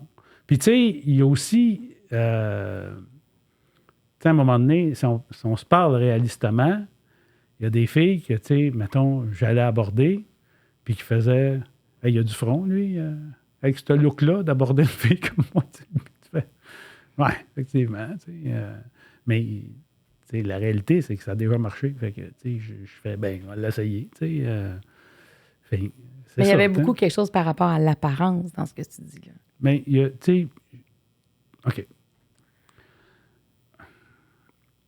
Moi, me faire accepter des gars, c'est bien facile pour moi. C'est pas un défi puis tout.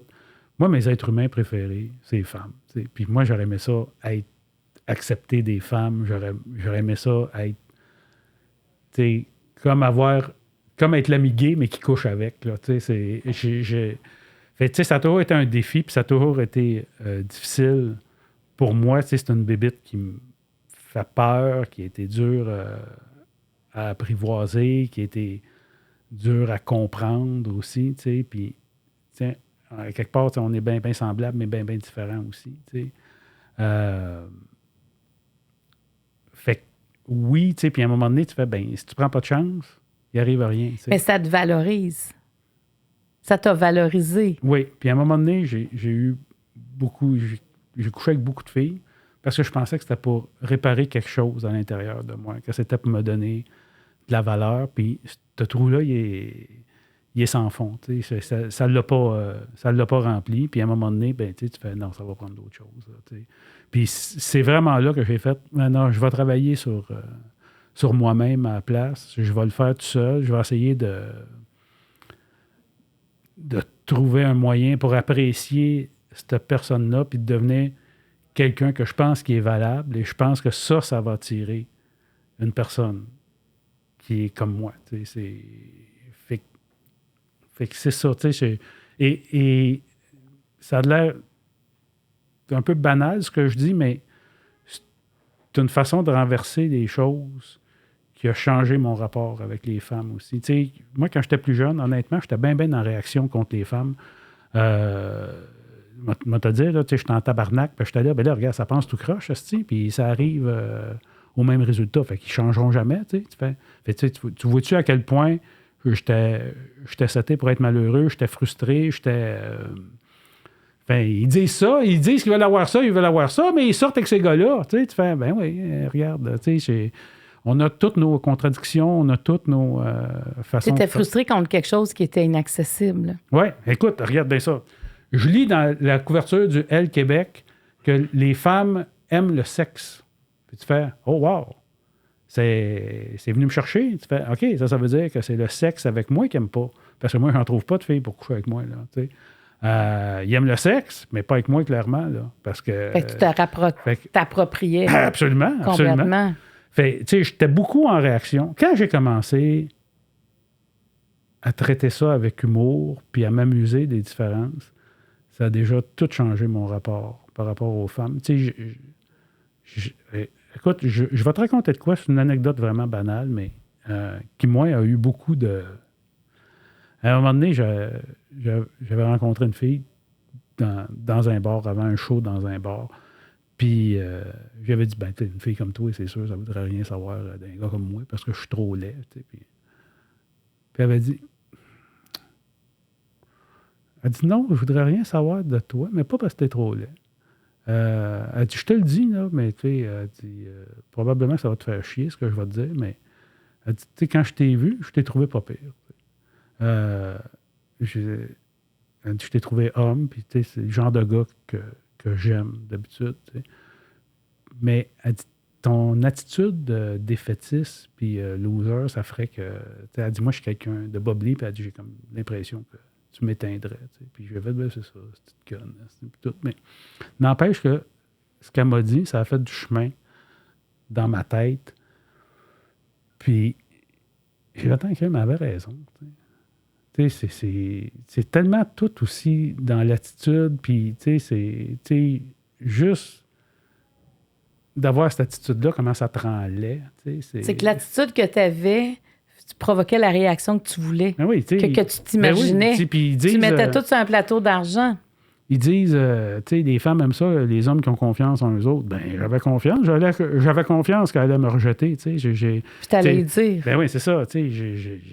Et tu cherchais beaucoup de reconnaissance chez la femme. Absolument, absolument. Fait, tu sais, puis ça a été une de mes grosses erreurs, tu sais, fait que c'est ça. Fait que dans l'intimité, je suis vulnérable, tu sais, puis je suis pas non plus à l'âge où on performe le plus, là, tu sais. Fait, tu sais, j'ai besoin d'une femme qui me fait croire que je suis intéressant, puis qu'elle a le goût, puis que, tu sais... Fait que t'es encore un peu dans le doute quand tu dis « qui me fait croire ». Bien, qui me le fait croire, c'est pas... Tu sais, quand je dis qu'il me le fait croire, je dis pas qu'elle me le fait accroire. Je dis qu'elle me le fait croire parce qu'elle le ressent, tu sais, parce que je vais la ressentir. Tu sais, regarde, je sais que là-dessus, on est parents, là, puis que tu vas comprendre ce que je veux dire. Mais tu sais, quand on est sensible, on sait ce que les autres ressentent. Ouais. Puis je sais que tu es comme ça aussi. Fait que je vais le sentir qu'elle est excitée, je vais le sentir d'ailleurs. Peut-être que c'était pas le sens de tes questions, mais tu sais, moi, je suis bon pour faire atteindre l'orgasme aux femmes. Parce que justement, je suis capable de lire quand c'est trop, quand c'est passé. Bref. T'as la sens, mais t'es sensible. Exactement. C'est ça, puis ça, c'est de la sensibilité, ça. Exactement. Puis, il y a aussi que pour qu'une femme atteigne l'orgasme, ça prend une forme de générosité que pas toutes les femmes ont. Tu fais, OK, je vais lui donner accès à ça. Parce que quand tu atteins l'orgasme, tu es en vulnérabilité. Tu es vraiment vulnérable. Tu ne protèges rien. Fait que oui. Et c'est pour ça aussi que je dis la sexualité, c'est une communication. L'acte sexuel, c'est une communication. Dernière question, Jean-François. Ouais. Que penserait le petit Jean-François de toi? Ah, Colin. Hey, écoute, le petit Jean-François serait probablement déçu de voir qu'on a fait si peu de ce qu'on avait l'ambition de faire. Moi, je pensais tout faire. Mais tu sais, quand tu es jeune, tu penses avoir le temps de tout faire, puis à un moment donné, tu fais OK, ça, on va le laisser tomber, ça n'arrivera pas. Bon, astronaute, ça n'a je n'ai pas été choisi. Fait, il y a un paquet d'affaires. Je pense que le petit serait content aussi quand j'ai switché en humour. Tu sais, il y a des gens qui sont plus entrepreneurs. Moi, c'est vraiment la vie. J'ai tout raté ma vie avant, puis c'est vraiment le désespoir qui m'a amené en humour. Mais il serait quand même content qu'on ait pris ce risque-là parce qu'on s'est beaucoup réalisé, puis on a... Moi, ça a fait appel à plusieurs talents que j'avais, ce job-là.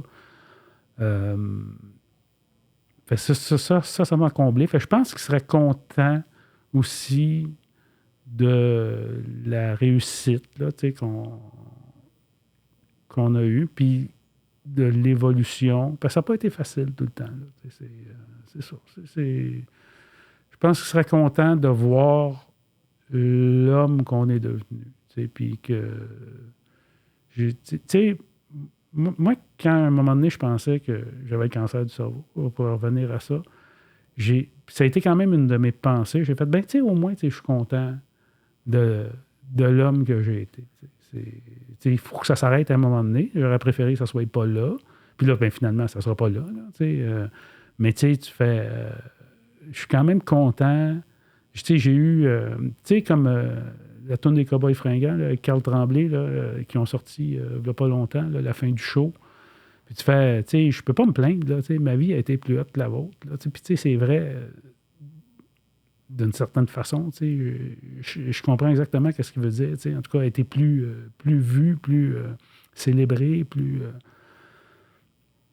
tu sais, tu peux pas te plaindre, mais je suis quand même content, justement, de ne pas être tombé esclave de la dopamine que la gloire t'apporte, puis la visibilité t'apporte, puis d'avoir surmonté les difficultés. Fait que oui, je pense qu'il serait content de l'homme qu'on est devenu, malgré tout. Malgré la vie? Malgré c'est la vie, ouais, c'est ce qu'on rencontre? Malgré la vie et les blessures. Ben oui, parce que dans le fond, la vie, c'est... Des fois, on est dans la garnotte. Puis, tu sais, j'ai commencé à fumer à 11 ans. Tu sais, c'était une autre époque, là, tu sais. Puis je fumais 3 paquets par jour. Moi. Fait, j'ai été chanceux, quand même, de ne pas mourir. J'étais vraiment chanceux. Il y a du monde qui ne fume pas, qui pogne le cancer du poumon. J'ai été chanceux, mais arrêter de fumer, ça reste encore l'affaire que j'ai trouvée le plus dur à faire de toute ma vie. Ça a été la plus grosse épreuve. Écoute, je pensais jamais être capable d'arrêter de fumer. Mais ça fait partie des plus grandes dépendances. Oui. Puis moi, j'ai vraiment accroché. Là, mais je me voyais pas. Je me disais, mais c'est sûr, si j'arrête de fumer, je serais même plus capable d'écrire. Je serais plus capable de... C'était tellement relié. Mais le geste, tu sais que dans la dépendance à la cigarette, le geste de tenir la cigarette fait partie de la dépendance. Ah, je suis sûr. Le mouvement Je suis sûr. fait partie de ça. C'est pour ça que les gens qui transfèrent à la cigarette électronique, ils gardent aussi cette dépendance-là du geste. Mais pas de la nicotine. Ils diminuent leur nicotine, mais c'est fou parce que toi, dans le fond, tu dois écrire avec ta cigarette. Si t'es relié, t'as plus d'inspiration, t'allumes une cigarette, tu fumes. À un moment donné, c'était de plus en plus contraignant de fumer. Ils disaient, tu n'avais pas le droit de fumer dans un building. Fait que j'arrivais genre une demi-heure, pas en retard, d'avance, pour pouvoir fumer 3 cigarettes parce que tu sais jamais quand ça va finir, ce meeting-là. Comme là, j'aurais commencé à fatiguer. J'aurais fait, là, il va falloir que je fume. Là, il va falloir. Et là, tu as arrêté fou, complètement. Là. Oui. Ben moi, ça fait. J'ai arrêté à 30 ans, j'ai 56 ans. Tu n'as pas de cigarette électronique non plus. Non. Tu n'as pas eu de rechute. J'ai eu des rechutes au début, mais. Mais ça, quand tu as une rechute, la pire affaire que tu peux faire, c'est ah, mon Dieu, c'est raté, puis de recommencer. Mais tu dois être fier de ça. C'est l'affaire que je suis le plus fier, c'est l'affaire que j'ai trouvé le plus dur. C'était la plus grosse victoire sur. C'est un geste pour toi. Ouais. Vraiment. Ouais. Ben, bravo. J'étais sûr que. Puis écoute, moi, ma mère, elle a arrêté de fumer quand elle a vu ça. Elle a fait, si lui était capable d'arrêter de fumer, elle dit, c'est sûr et certain que je suis capable. Merci, Jean-François. Ben, ça fait vraiment, plaisir. merci, Jean-François. Merci. On a fait un long voyage. On a parlé d'un paquet d'affaires. Mais tu es très franc. Oui, effectivement. Ça, ta franchise. Puis j'ai beaucoup aimé t'entendre parler, entre autres, de Sortez-moi d'ici. Tu sais à quel point une émission comme ça peut changer pour vrai. Ah oui. Je trouve ça vraiment intéressant. Ce que le monde voit à TV, c'est un show. Mais ce que tu vis, tu le vis pour vrai. Tu sais, c'est... Oui. Tu ça le vis suit. pour vrai. Ça te suit pour toujours. Ouais. Merci tout le monde d'avoir été là.